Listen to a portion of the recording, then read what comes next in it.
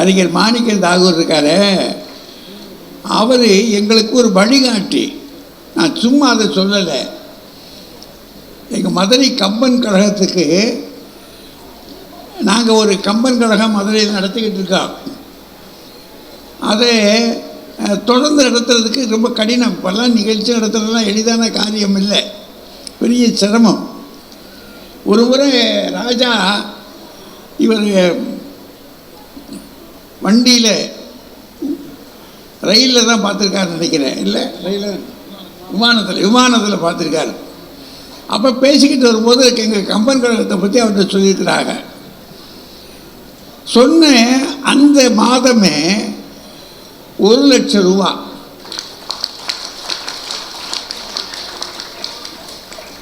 எங்கள் நிகழ்வுக்கு வந்து சேர்ந்தது. ஐயா அனுப்பிச்சி வச்சுருந்தாங்க. அது நான் என்னமோ 25,000 கொடுத்தேன்னு ரொம்ப பெருசாக சொன்னார் ஐயா. அது ரொம்ப பெருந்தன்மையாக சொல்லிட்டார், நான் சொல்கிறதில்ல. ஆனால் ஐயா வந்து கொடுத்ததை வந்து சொல்லணும். அப்படி சொன்னால்தான் மற்றவர்களும் செய்வாங்க, அதுக்காகத்தான். அதனால் அவருக்கு போட்ட வழிகாட்டியாக தான் நாம் போய்கிட்டு இருக்கிறோம், கொஞ்சம். அதனால் முதல்ல அவரை நான் வணங்கி கொடுக்குறேன். பெரியவர்களை இன்றைக்கு 2 நூல் வெளியிட்டிருக்கிறாங்க. நூலாசிரியர்களுக்கு என்னுடைய வாழ்த்து. இந்த மண்ணை சேர்ந்தவங்க அவங்க. அதுவும் இசைத்தட்டின் தன் வரலாறு. 1942 நான் சின்ன பிள்ளையாக இருந்தபோது, அப்படின்னா அந்த காலத்தில் 1ஆம் 2ஆம் படிச்சுக்கிட்டு இருந்த காலம். அப்போ எங்களுக்கு கிடைச்ச ஒரே ஒரு கருவி இதுதான். ஏன்னா வீடுகளில் ஒன்றும் இருக்காது, எதுவும் இல்லை. வீட்டில் உடைமைகள் என்பதெல்லாம் ரொம்ப குறைச்சல் தான் இருக்கும் அந்த காலத்தில். இன்றைக்கு இருக்கிற மாதிரி உடைமைகள் இருக்காது வீட்டில். உடைமைகள் அப்படின்னா அந்த சாப்பாட்டு அறை இருக்குது பாருங்க, அங்கே இருக்கக்கூடிய தட்டு முட்டு சாமானம் ஏதாவது சாப்பிட்றது என்ன, அதுலேயே கூட வட்டினா 2 வட்டி தான் இருக்கும். வட்டில்னா 2 வட்டியில் இருக்கும். 2 பேர் சாப்பிட்டுக்கிட்டு இருந்தால் 3ஆவது ஆள் வெயிட் பண்ணிக்கிட்டு இருக்கணும். அவங்க சாப்பிட்டு முடித்த பிற்பாடு அதை கழுவுன தட்டு இருக்கு பாருங்கள், அதில் தான் போடுவாங்க. நான்லாம் அப்படி பல நாள் காத்திருக்கேன். அதனாலே சில நாள் முந்திடுவேன். அந்த மாதிரியெல்லாம் இருக்கும். அப்படி இருந்த காலத்தில் எங்களுக்கு பொழுதுபோக்குறதுக்கு கிடைக்கிறது இந்த ஹிஸ் மாஸ்டர்ஸ் வாய்ஸ். அதுதான் முதல்ல. ஓடி ஓடி பார்ப்போம், தெருவாக போவோம். ஏன்னா எங்கள் வீடுகளில் வாங்க முடியாது. அது பார்த்தா ஒரு பெரிய ஒரு நாய் ஒன்று இப்படி காத்துக்கிட்டு இருக்கான், ஒரு குழா ஒன்று இருக்கும். அதில் அவன் அதுக்கு பார்க்கணுமே, அது செகண்ட் ஹேண்ட் தான் வந்துருக்காது. அதையும் அந்த காலத்தில் வச்சுக்கிட்டு ஒரு வைத்தியர் வீட்டில் இருந்துச்சு, அங்கே போய் கேட்போம் நாங்கள். அதனுடைய வரலாற்றை பற்றி எழுதியிருக்காரு ஐயா. அப்போ அது பாராட்டணும் இல்லையா, தெரிஞ்சுக்கிட்டதுக்கு. அடுத்தவர் நீயா இருந்த என்ன பண்ணுவ அப்படின்றாரு. இது நம்ம ஒவ்வொருத்தரும் ஒரு குறிப்பிட்ட விஷயங்களை பற்றி பேசும்போது, சரி நான் இப்படி செஞ்சுட்டப்பா, நீயா இருந்தால் என்ன செய்வ அப்படின்னு கேட்குறது ஒரு சாதாரணமான விஷயந்தான் அது. ஆனால் ரொம்ப ஆழமான விவகாரம் அது. நம்ம கேட்குறான், ஒருத்தர் வந்து செஞ்சிட்டோம்னா என்ன செஞ்ச கழிச்ச, என்னதான் பண்ணிட்ட அப்படின்றான்ல. சரிப்பா, நான் ஏதோ பண்ணிட்டேன், என்னால் முடிஞ்சதை பண்ணியிருக்கேன், நீயா இருந்து என்ன பண்ணுவ அப்படின்னு கேட்குறாங்கல்ல. அதை குழந்தைகளுக்கு இது சிறு பிள்ளைகளுக்கான கதை புத்தகம். ஏன்னா அவங்களுக்கு தான் இப்போ ரொம்ப தேவைப்படுது.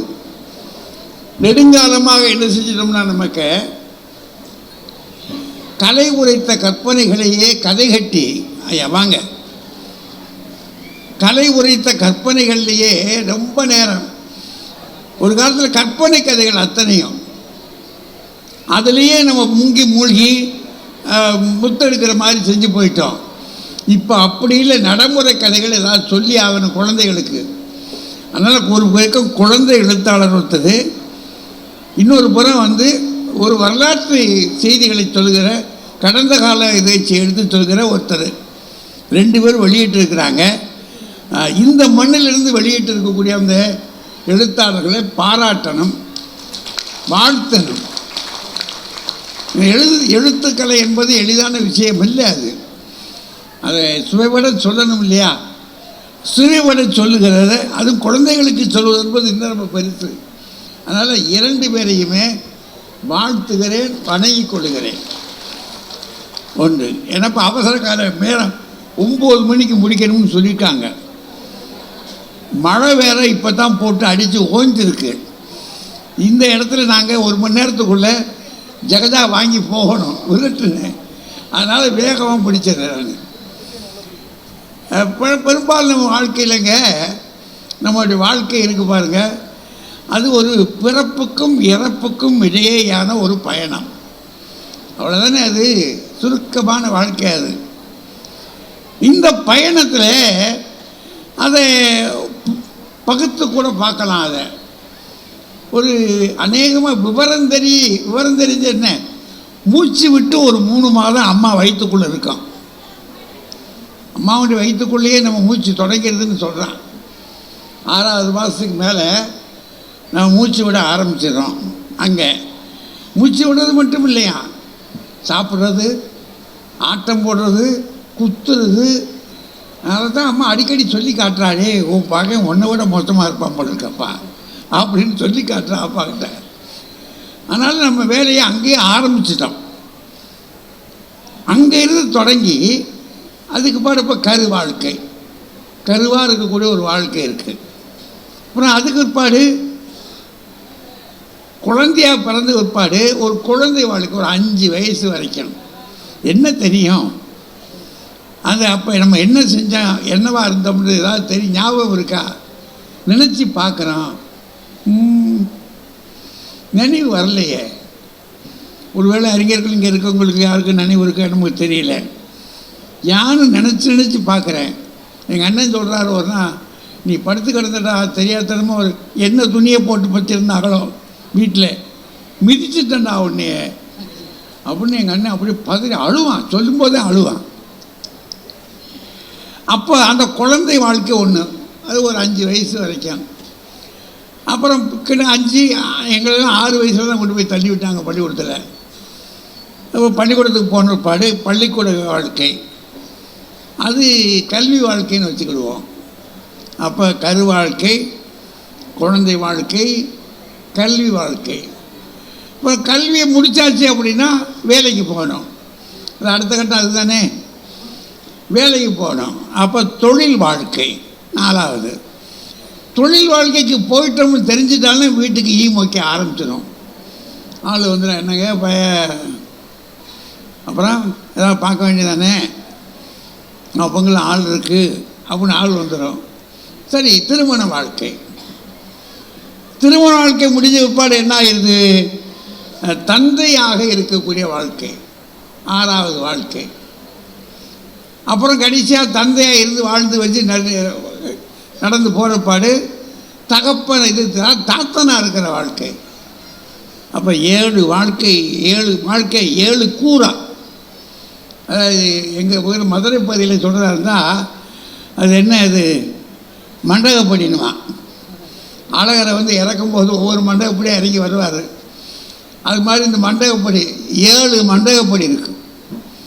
இந்த 7 மண்டகப்படியில் நம்முடைய வாழ்க்கை சொல்கிறது, நம்முடைய வாழ்க்கை அது யார் கையில், நம்ம கையிலையா, இன்னொரு கையிலையா, பிறர் கையிலான. அப்போ நமக்கு சொல்லும் போதே இப்படி பார்த்துட்டு கிறுக்குத்தனமாக இருக்குது. நம்ம வாழ்க்கைன்ற நம்ம கையில் தானே இருக்கும், அது அதுக்கு இன்னொருத்தர் கையில் இருக்க போகுது அப்படின்னு நமக்கு தோணுது இல்லையா. ஆனால் அறிஞர்கள் எப்படி முடிவு பண்ணியிருக்காங்கன்னு தெரியாது நமக்கு. இந்த தலைப்பை கொடுத்துருக்காங்கன்னா ஏதோ ஒரு விஷயம் இருக்கும், இல்லாமல் சொல்ல மாட்டாங்க.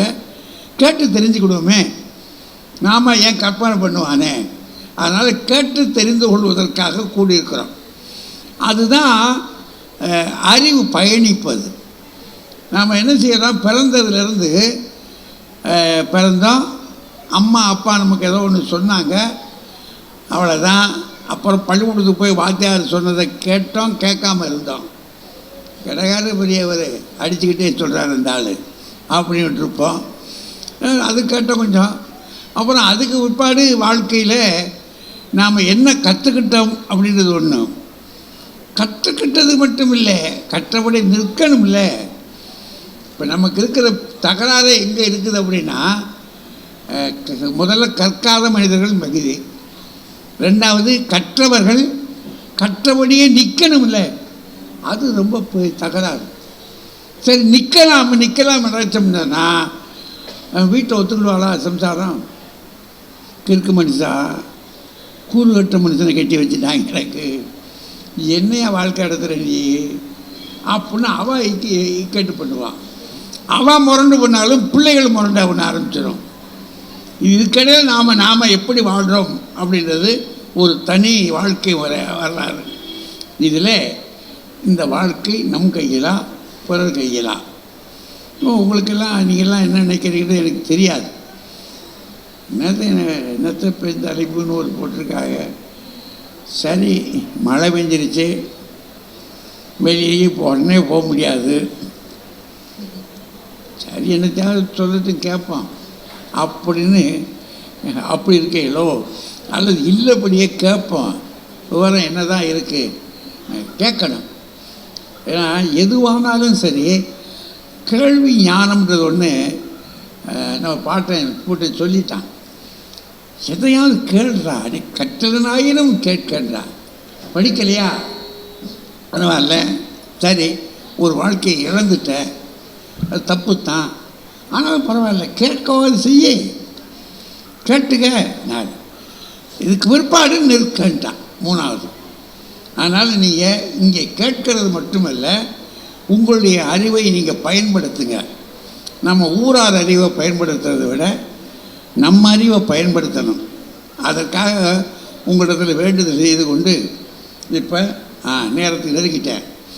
அதனால் இனி நாம் முன்னே நீட்டிக்கிறதை விட இவர்களை மோத விடலாம். நம்முடைய வாழ்க்கை யார் கையில் அப்படின்றதில் 4 பேர் பேசுகிறாங்க. ஒரு பக்கம் பேராசிரியர் அன்புநாதன், அவர் ஒரு மருத்துவர். கையை பிடிச்சி பார்த்தோன்னுங்க கதையை சொல்லிவிடுவார். அவர் என்னுடைய மாணாக்கர் தான். ஆனால் நான் பெருமைப்படுகிற மாணாக்கர்.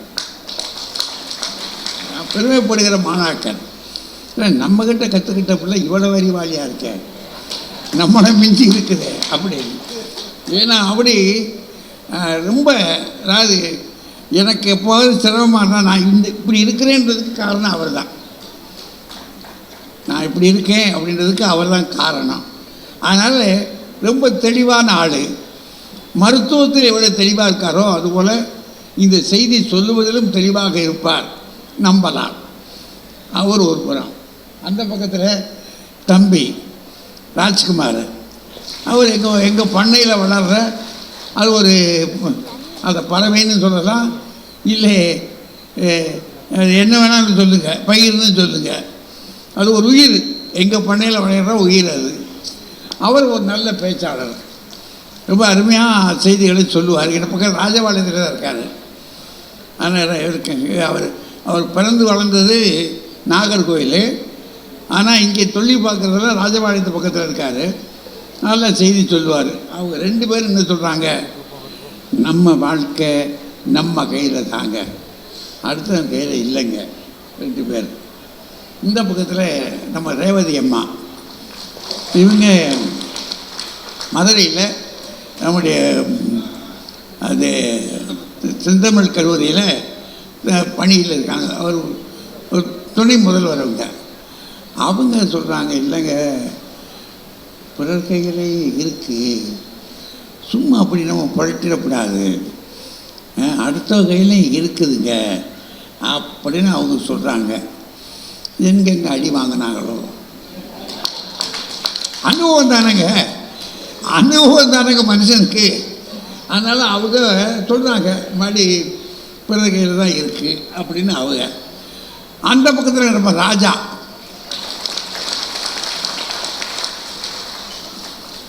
அவர் தெளிவாக சொல்கிறார். சரி, கல்யாணம் கட்டாததுக்கு முன்னாடி வரைக்கும் நம்ம கையில் தான் இருக்கிறத நினச்சிக்கிட்டு இருந்தோம். நம்ம வாழ்க்கை நம்ம கையில் தான் இருக்கு. யாரா போடா அப்படின்னு. கல்யாணம் ஆச்சு, அந்த அம்மா ஒரு பார்வை தானே பார்க்குது, ஒரே பார்வை. செத்து சுண்ணாம்பாகி உட்காந்துருக்கோம். ஒரு பார்வை, ஒரு வழி கிடையாது. அப்புறம் போய் கெஞ்சி, வேணாம். 2 நாள் போச்சு, மன நிம்மதி இல்லாமல் இருக்குது. நம்ம மனசு நம்ம கையில் தானே இருக்குது. ஆனால் அவளுடைய ஒரு பார்வையில் இப்போ என்ன ஆகிப்போச்சு அந்த மனசு. திருமணத்துக்கு முன்னாடியும் கறங்குச்சு, இப்போ பின்னாடி ரொம்ப ரொம்ப கறங்குது. என்னடா எழுதுன்னு அவர் சொல்கிறார். நம்ம கையில் இல்லைங்க, பிறர் கையில் இருக்குங்க அப்படின்றார் அவர். நம்ம கேட்டுக்கலாம் தானே, தெரிஞ்சுக்கிட. இனி நான் இடையில் நிற்காத வழிக்கு அவர்கள் அழைப்பதில் பெருமைப்படுகிறேன் என்று சொல்லி, இப்போ நம் வாழ்க்கை நம் கையிலா பிறர் கையிலா என்ற இந்த தலைப்பில் நம் கையில் என்று சொல்ல வருகிறார் பேராசிரியர் அன்புநாதன் அவர்கள். வாங்க. அந்த பக்கத்தில் அந்த ரேவதி மேடம் செந்தமிழ் கல்லூரியில் வேலை பார்க்குறாங்க.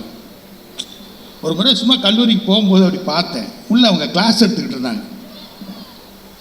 சொல்லிக்கிட்டு இருக்காங்க, ஏய் பரீட்சை வரப்போகுது, ஒழுங்காக படிங்க, நீ ஒழுங்காக படித்தாதான் மார்க் வரும், பார்த்துக்க, எல்லாம் உங்கள் கையில் தான் இருக்குது அப்படின்னு அங்கே காலேஜில் சொல்லிக்கிட்டு இருந்தாங்க. இங்கே நீ மார்க் வாங்கிறது அடுத்த கையில் இருக்குடான்னு சொல்கிறாங்க. பிறர் கையில் தான் நம் வாழ்க்கை இருக்கிறது. பிறர்கிட்ட இருக்குன்னு என்ன அர்த்தம்? பார்த்து சொல்கிறாங்களா என்னன்னு தெரியல. சரி, அந்த பக்கம் ராஜா சார் பட்டிமன்றத்தினுடைய அவருக்கே எக்கச்சக்கமான ரசிக கூட்டம் இருக்கின்றது. தனக்கென ஒரு பாணியை வளர்த்து கொண்டு ராஜா பாணி அப்படின்னு சொல்லி ராஜநடை போடும் அவர் என்ன சொல்கிறாரு, இங்கே இல்லை நான் மற்றவங்க கையில் தான் சொல்கிறாரு. இதிலே ஒரு பெரிய முரண்பாடு இருக்குது. நாங்கள் என்ன சொல்கிறோன்னா, நம் வாழ்க்கை நம் கையில் தான். எனக்கு இந்த விஷயத்தை என் தங்கச்சி உணர்த்தினான். ரொம்ப நாளைக்கு நிறைய விஷயங்களை நம்ம சின்னவங்கள்ட்ட கற்றுக்குறோமா இல்லையா. எங்கள் அப்பா இந்த சீனா யுத்தம் நடக்கும் பொழுது மிலிட்ரியில் போய் சேர்ந்தார். அதுக்கப்புறம் மிலிட்ரியிலே கண்டினியூ ஆனார். மதுரையில் ரொம்ப வருஷம் மிலிட்ரியில் ஏஓ அட்மினிஸ்ட்ரேட்டிவ் ஆஃபீஸராக இருந்தார். அவரை அந்த மிலிட்ரி உடையில் பார்த்து அவளுக்கு ஒரே ஆசை, நானும் மிலிட்ரியில் சேரணும். இப்போ மாதிரி அப்போ எல்லா துறைகளிலும் பெண்கள் சேர முடியாது. ஒரே ஒரு துறையில் சேரலாம், அது மருத்துவத்துறை. அதுக்குன்னு தனி பரிசு இருக்குது, ஏஎஃப்எம்சின்னு சொல்லுவாங்க, ஆர்ம்டு ஃபோர்ஸஸ் மெடிக்கல் காலேஜ். அதுக்குன்னு தனியாக ஒரு தேர்வு வைப்பாங்க. 75 சீட்டு தான், அதில் 20 சீட்டு பெண்களுக்கு போகும். அது முயற்சி பண்ணி எழுதுனான், கிடைக்கல, அவளுக்கு கிடைக்கல. அந்த வருஷம் இங்கே தமிழ்நாடு மெடிக்கல்லையும் கிடைக்கல, அவளுக்கு அக்ரிகல்ச்சர் காலேஜ் தான் கிடைச்சிச்சு. அக்ரிகல்ச்சர் காலேஜில் படிக்க ஆரம்பித்தாள். எம்எஸ்சியும் படித்தாள், எம்ஃபிலும் படித்தாள்.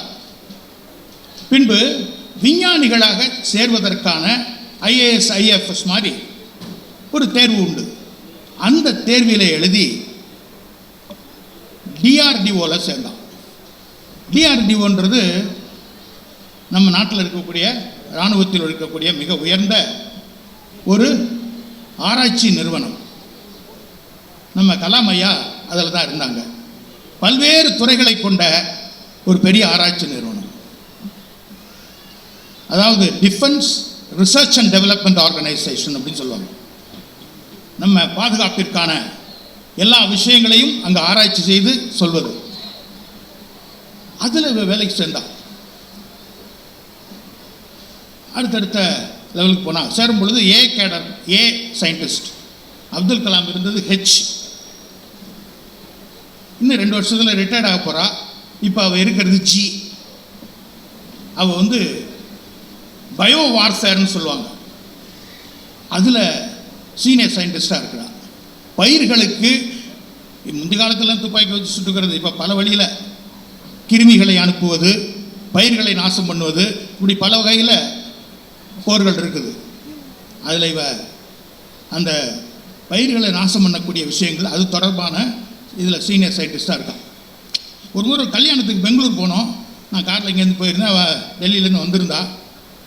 அங்கே வந்து ஒரு மெடிக்கல் அங்கே ஒரு மிலிட்ரி கேன்டீன் இருக்குது. அங்கே ஏதோ ஜாமான் வாங்கணும் அப்படின்னு காரில் அவளை கூட்டிகிட்டு போனேன்.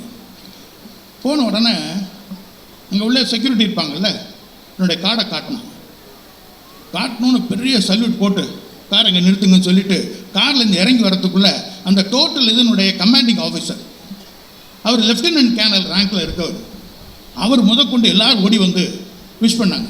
விஷ் பண்ணி இவளையே கூட்டிகிட்டு போய் உள்ள எல்லா இடத்துக்கும் போனேன். அப்போ தான் நான் தெரிஞ்சேன், இவன் இருக்கிறது பிரிகேடியர் லெவலில் இருக்கிறா. பிரிகேடியர் லெவல் அப்படிங்கிறது ஃப்ளாக் ஆஃபீஸர், மிலிட்ரியில் ஒரு உயர்ந்த இடம். நம்ம ஊரில் சொல்லணும் அப்படின்னா இங்கே போலீஸ் கேட்டகரியில் ஃபஸ்ட்டு டாப் மோஸ்ட் ஆஃபீஸர் வந்து டிஜிபின்னு சொல்கிறோம், அவருக்கு 1 ஃப்ளாக். ஏறத்தால் அந்த கேட்டகரி. நினைத்ததை முடித்தாள். என்னால் முடியும் என்று அவள் அன்றைக்கு மிலிட்ரி அந்த பக்கம் விட்டுட்டு இந்த பக்கம் வந்து பிடிச்சிருக்கான். எனக்கு வெறி ஆச்சரியம். இதைத்தான் வள்ளுவர் ஆக்கம் அதர்வினாய் செல்லும் அசைவிலா ஊக்கம் உடையான் உலை என்று. நீ உன்னை நம்பி நீ நடக்க ஆரம்பித்தாள் என்றால் உன்னை தேடி உயர்வு வந்து சேரும் என்று சொல்கிறார்.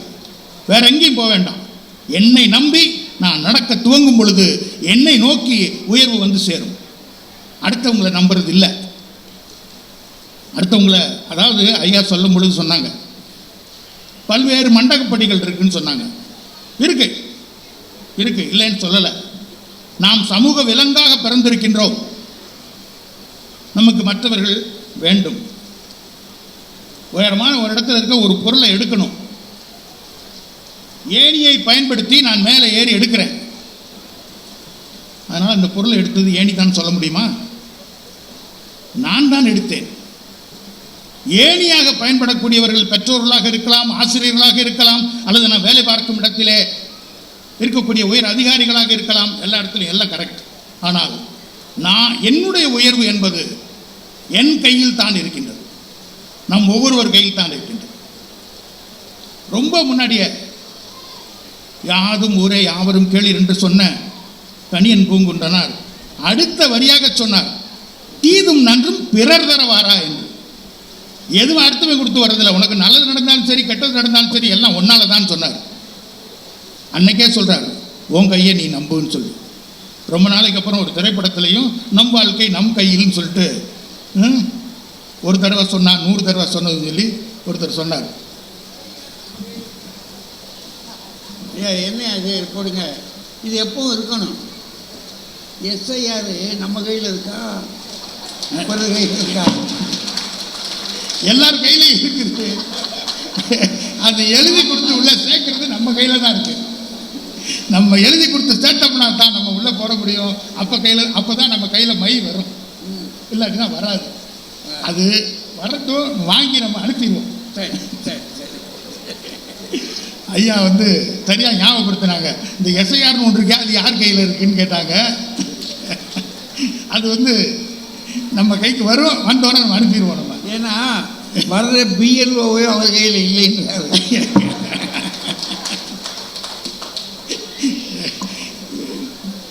இதில் இப்போ நம்ம கையில் இருக்குது, நம்ம கையில் இருக்குது, நம்ம கையில் இருக்குன்னு சொல்கிறோம். நம்ம கையிலன்னா எப்படி, அது என்ன, அது ரொம்ப முக்கியமானது. இப்போ நம்ம நாட்டில் விடுதலை போராட்டம் நடந்துச்சு, ரொம்ப நாள் நடந்துச்சு, பிரிட்டிஷ்காரங்களை எதிர்த்து. அதில் முக்கியமாக பார்த்தா காந்தியே எடுத்துக்குவோம், இன்னொரு பக்கத்தில் சுபாஷ் சந்திர போஸ் எடுத்துக்குவோம். காந்தியடிகள் இந்தியாவிற்கு விடுதலை வேண்டும் என்று எண்ணுகிறார். அதே போல் தான் சுபாஷ் சந்திர போஸ் அவர்களும் விடுதலை வேண்டும் என்று எண்ணுகிறார்கள். இதற்கு இவர் ஒரு முடிவெடுக்கின்றார், நான் அகிம்சையில் போராடி நான் இந்த விடுதலையை வாங்க வேண்டும் என்று. அதே சமயத்தில் சுபாஷ் சந்திர போஸ் ஐயா அவர்கள் இல்லை, முல்லை முள்ளால் தான் எடுக்க வேண்டும், அவர்களைப் போல் நாமும் போராடி வெல்ல வேண்டும் என்று அவர் நினைக்கின்றார். அடுத்தது நினச்சிட்டு பேசாம முற்றல. அதற்கான முயற்சிகளில் தொடர்ந்து 2 பேரும் ஈடுபடுகின்றார்கள். இதுதாங்க நம்ம கையில் எடுத்துக்கிறதுன்றது அர்த்தம். என்ன வேண்டும், அதற்கு ஏற்றாற் போல முடிவுகளை எடுக்க வேண்டும். முடிவுகளை எடுத்து முயற்சி செய்ய வேண்டும், வெற்றி அடைவோம். இது அடுத்தவங்க கையில் இருக்குன்னா என்ன அர்த்தம்? நமக்காக அவங்க முடிவு எடுப்பாங்களா? நமக்காக அவங்க என்ன எண்ணுவாங்களா? இவங்க சொல்கிறத பார்த்தா விடுதலை நமக்கு கிடைத்தது பிரிட்டிஷ்காரங்கனால தான் அப்படின்னு சொல்கிற மாதிரி இருக்கு. அவன் தான் கொடுத்தான், அதனால அவங்க தான் நமக்கு விடுதலை வாங்கி தந்தாங்கன்னு சொல்கிற மாதிரி இருக்கு. நாம் போராடி வாங்கினோம். தலைவர்கள் அனைவரும் நம்மால் முடியும் என்று நினைத்தார்கள், அதற்காக போராடினார்கள், அதை எண்ணினார்கள், முடித்தார்கள். அப்படித்தான் இது. எப்படியோ யாரோ ஒருத்தர் மண்டபத்தில் எழுதி கொடுப்பாங்க, அதை வாங்கிட்டு ராஜா கிட்ட பாடி பொற்களி வாங்கிட்டு போயிடலாம்ன்ற ஜோலியே கிடையாது வாழ்க்கையில். ஏன்னா யாரும் உங்களை உயர்த்துவதற்காக இங்கே காத்துக்கிட்டு இல்லை. அதான் நிதர்சனமான உண்மை. நான் குட்டிக்கரணம் அடித்து வாழ்க்கையிலே போராடி வெல்ல வேண்டும். ஏன்னா வாழ்க்கை என்பதே போராட்டம் தானே. அதுதான் ஐயன் வள்ளுவரும் சொல்கிறாரு, பிறவி பெரும் கடல் என்கிறார். அது பெட் ஆஃப் ரோசஸ் அப்படின்னு சொல்லி ஷேக்ஸ்பியர் கூட சொல்லலை. ஷேக்ஸ்பியர் தான் சொல்ல, it's not bed of roses. ஒரே ஒரு நிமிஷம், பெட் ஆஃப் ரோசஸ் இல்லைன்ற வாழ்க்கை போராட்டம். அப்போ நீங்கள் அடுத்தவங்க கையில் இருக்குன்னா அந்த போராட்டம் ஊக்கமுடைமைன்னு ஒரு அதிகாரமே இல்லாமல் போயிருக்கும். வள்ளுவன் அன்னைக்கே சொல்லியிருக்கான், இல்லை நம்ம கையில் தான் நிறைய சொல்லியிருக்கான். நிறைய விஷயங்கள் இருக்குது, நிறைய சொல்லிக்கிட்டே போகலாம். அதனால் நம் வாழ்க்கை நம் கையில் தான் சொல்கிறேன். கடைசியாக ஒரே ஒரு சின்ன கதையை மட்டும் சொல்லி முடிச்சிடுறேன். ஒரே ஒரு நிமிஷம். ஒரு பெரிய அறிஞர், அவர் நமக்கு தெரிஞ்சிருக்கும் அந்த கதை. யார் எந்த கேள்வி கேட்டாலும் யோசித்து பதில் சொல்லி விடுவார். அவ்வளவு சிறந்த அறிஞர். அவர்கிட்ட என்னை மாதிரி ஒரு 18 வயசு பையன், சின்ன பையன், 18 வயசு பையன், இவர் எப்படியாவது மாட்டணும், கேள்வி கேட்டு மாட்டணும்னு நினச்சிட்டு ஒரு சின்ன பட்டுப்பூச்சியை கையில் பிடிச்சிட்டு போகிறான். அவர்கிட்ட போய் கேட்குறான், ஐயா அறிஞரே, எல்லா கேள்விக்கும் பதில் சொல்லியிருக்கலாம்ல, என் கையில் ஒரு பட்டுப்பூச்சி இருக்குது, அது உயிரோட இருக்கா செத்து போச்சான்னு சொல்லுங்க அப்படின்னு சொல்லி கேட்குறான். மாட்டிக்கிட்டார். இவர் உயிரோட இருக்குன்னு சொன்னால் கையால் நசுக்கி இந்த செத்து போச்சுலன்னு காட்டிடுவான். செத்து போச்சுன்னு சொன்னால் அப்படி பறக்க விட்டுருவான். என்னடா அது, சின்ன பையன் இப்படி மாட்டிட்டானே அப்படி யோசிச்சு பார்க்குறார்.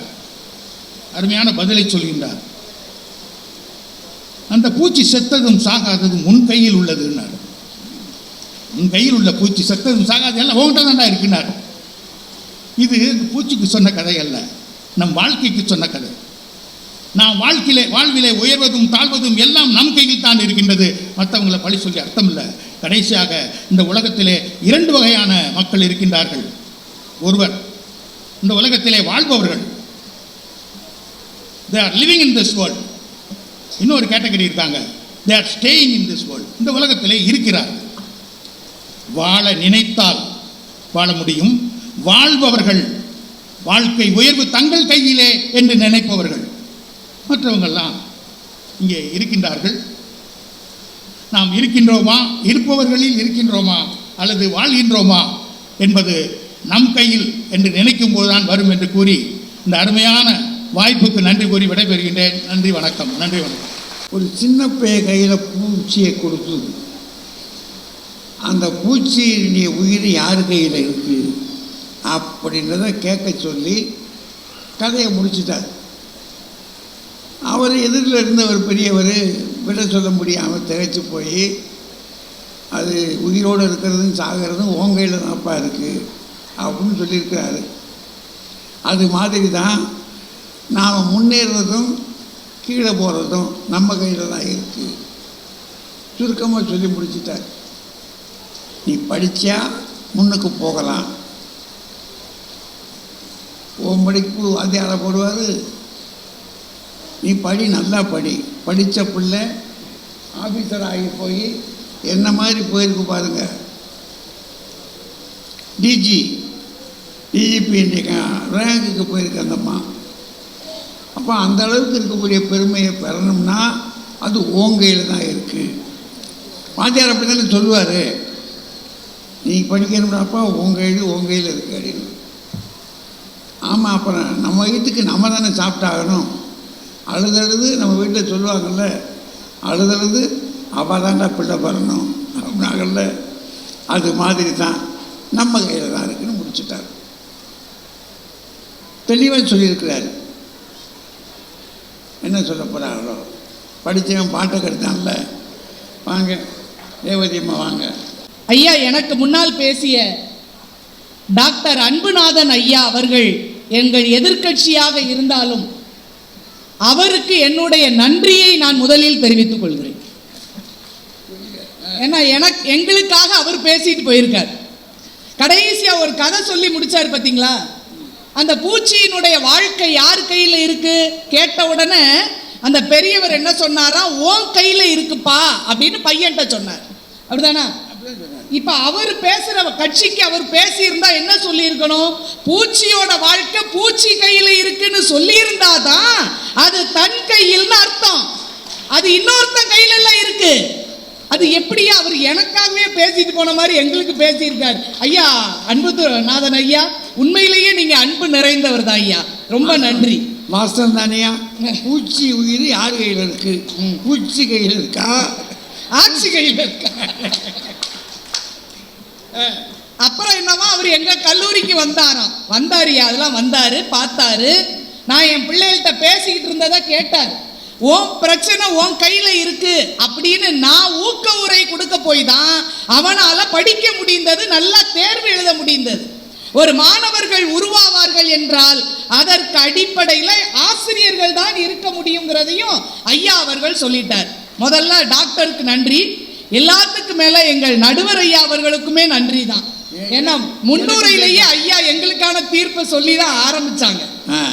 இந்த மாபெரும் புத்தக கண்காட்சி நடைபெறுவது என்பது பெருந்தலைவர் காமராசர் ஐயா கையில் இருந்துதான் நமக்கு கிடைத்திருக்கிறது என்று ஐயா அவர்கள் சொன்னாங்க. பெற்ற தாய்க்கு பிரியத்தை மட்டும் கொடுத்து இந்திய தாய்க்கு இதயத்தையே கொடுத்த கர்ம வீரர் கல்வி கண் கொடுத்ததால் தான் இன்றைக்கு மாவட்டந்தோறும் புத்தக கண்காட்சியை, ஒரு மாபெரும் அறிவு திருவிழாவை நாம் நடத்த முடிகிறது என்றால் யார் கையில் இருக்கு? நம்ம வாழ்க்கை பிறர் கையில தாங்கய்யா இருக்கு. யாரோ ஒருத்தர் இன்ஸ்பிரேஷனாக, முன்னுதாரணமாக இருந்துதான் நம்மை வாழ வைத்துக் கொண்டிருக்கிறார்கள் என்பதை நன்றியோட நம்ம நினைச்சு பார்க்கணும்.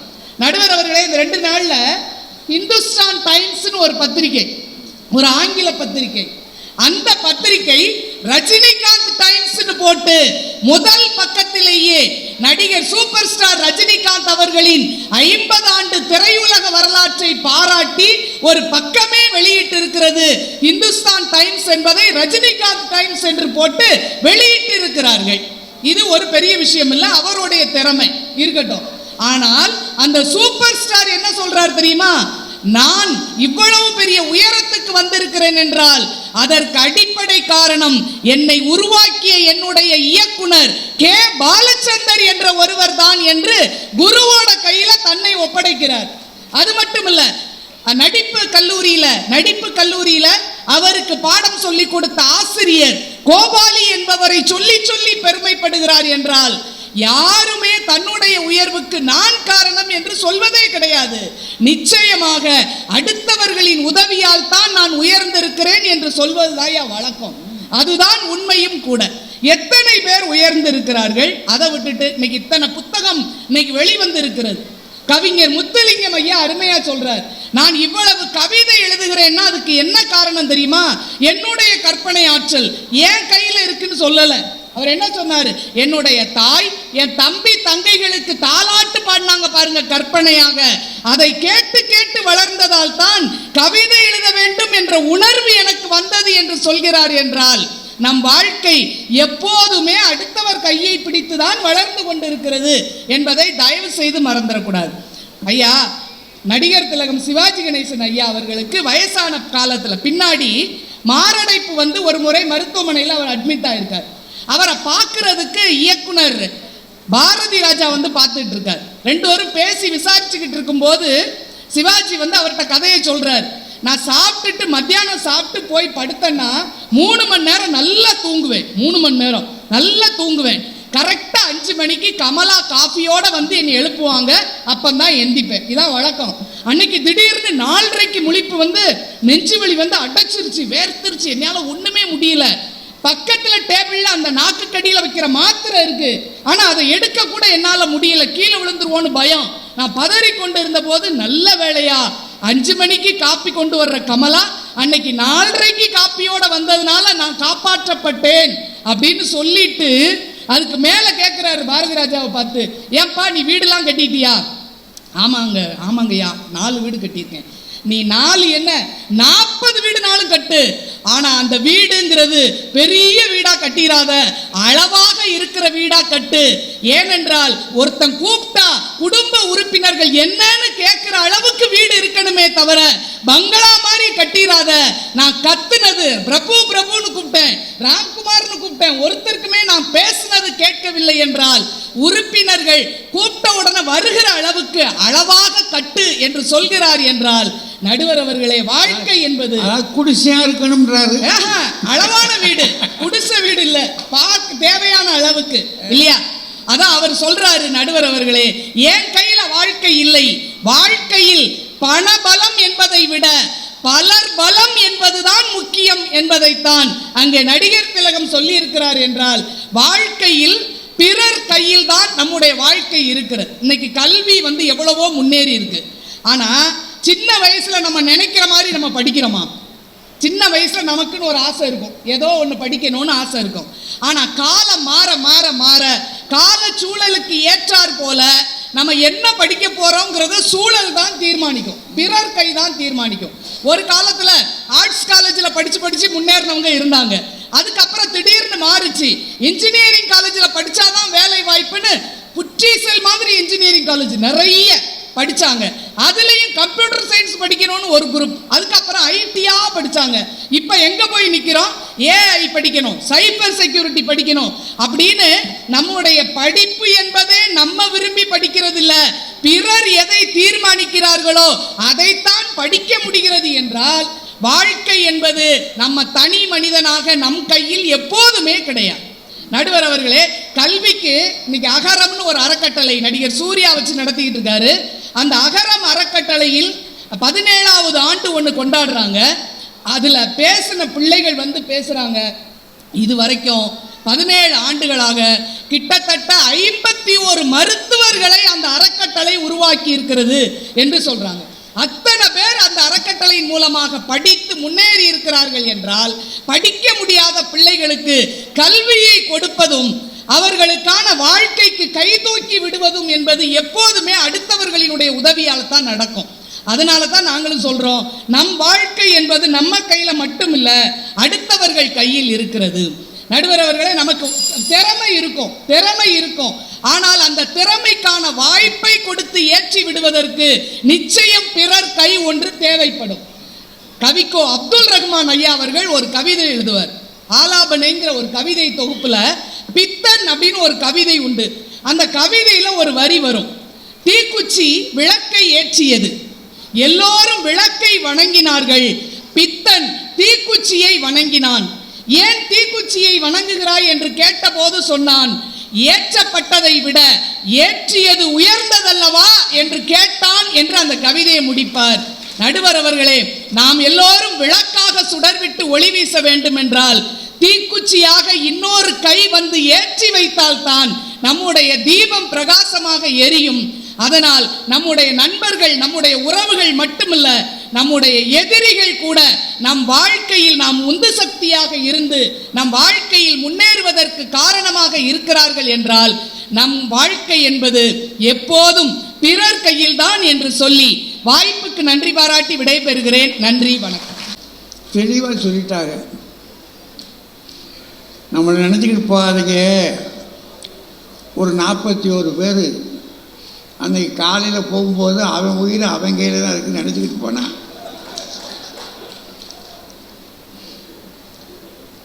இல்லைங்க, காலையில் அப்படி தானே போயிருப்பான், தாய் அப்படி தான் போயிருக்கும். அன்னைக்கு சாயங்காலத்துக்குள்ள கதையை பார்த்தோம்னா கந்தலாகி போச்சு. அது மேலே இருந்தவனுக்கும் தெரியலை, யார் கையில் இருக்குன்னு தெரியலை, கீழே இருந்தவனுக்கும் தெரியல. ஆக நாம் மட்டும் இல்லை, பிறர் கையிலையும் இருக்கு அப்படின்னு சுற்றி வர்றாங்க. இதுவும் சரியாகத்தான் இருக்குது இல்லைங்க. யோசித்து பார்த்தா தப்பு பண்ணுறோமோ, இந்த மனுஷனை கேப்ட்டு தப்பு பண்ணிட்டோமோ, ஏன்னா நம்மளை நல்வழிப்படுத்தணுமா இல்லையா, தப்பு பண்ணிட்டோமோ அப்படின்னு ஒரு அச்சம் நமக்கு இருக்குது. ஆனால் இந்த மாதிரி சொன்னதையே நம்பிட முடியுமா? இப்போ யாரையும் நம்ப முடியல, அது வேறு தகராறாக கிடக்குது. அவன் ஊதிட்டு போயிடுறான், என்ன சொல்கிறான் ஏது சொல்கிறான்னு தெரியல, அழுகிற மாதிரி அழுகிறாங்க. நமக்கு என்னமோ ஏதோன்னு பயமாகவும் இருக்குது. நமக்காக அழுகிற ஆள் யார் எத்தனை பேராக இருக்கான்னு நமக்கு பயமாக இருக்குது. அதனால் சரி, இன்னொரு வார்த்தை சான்ஸ் கேட்டு பார்ப்போமே, இன்னொரு வார்த்தை கேட்போம். வாங்க ஐயா ராஜகுமார் வாங்க. நடுவர் அவர்களே, எனக்கு முன்னால் பேராசிரியை ரேவதி மேடம் வந்தாங்க, நல்லா பேசினாங்க. அவங்க தான் பேசினாங்க, அவங்களுக்காக வேற யாரும் பேசல. மண்டபத்தில் யாரும் எழுதி கொடுத்ததை இவங்க வாசிக்கல. அவங்களாவே நிறைய சினிமா பார்த்துருக்காங்க. ரஜினிகாந்த் சினிமா பார்த்துருக்காங்க, அப்புறம் நடிகர் திலகம் சினிமா பார்த்துருக்காங்க, நிறைய கதைகள் எல்லாம் படிச்சிருக்காங்க. அவங்க பேச வேண்டியதை அவங்க தானே பேசினாங்க.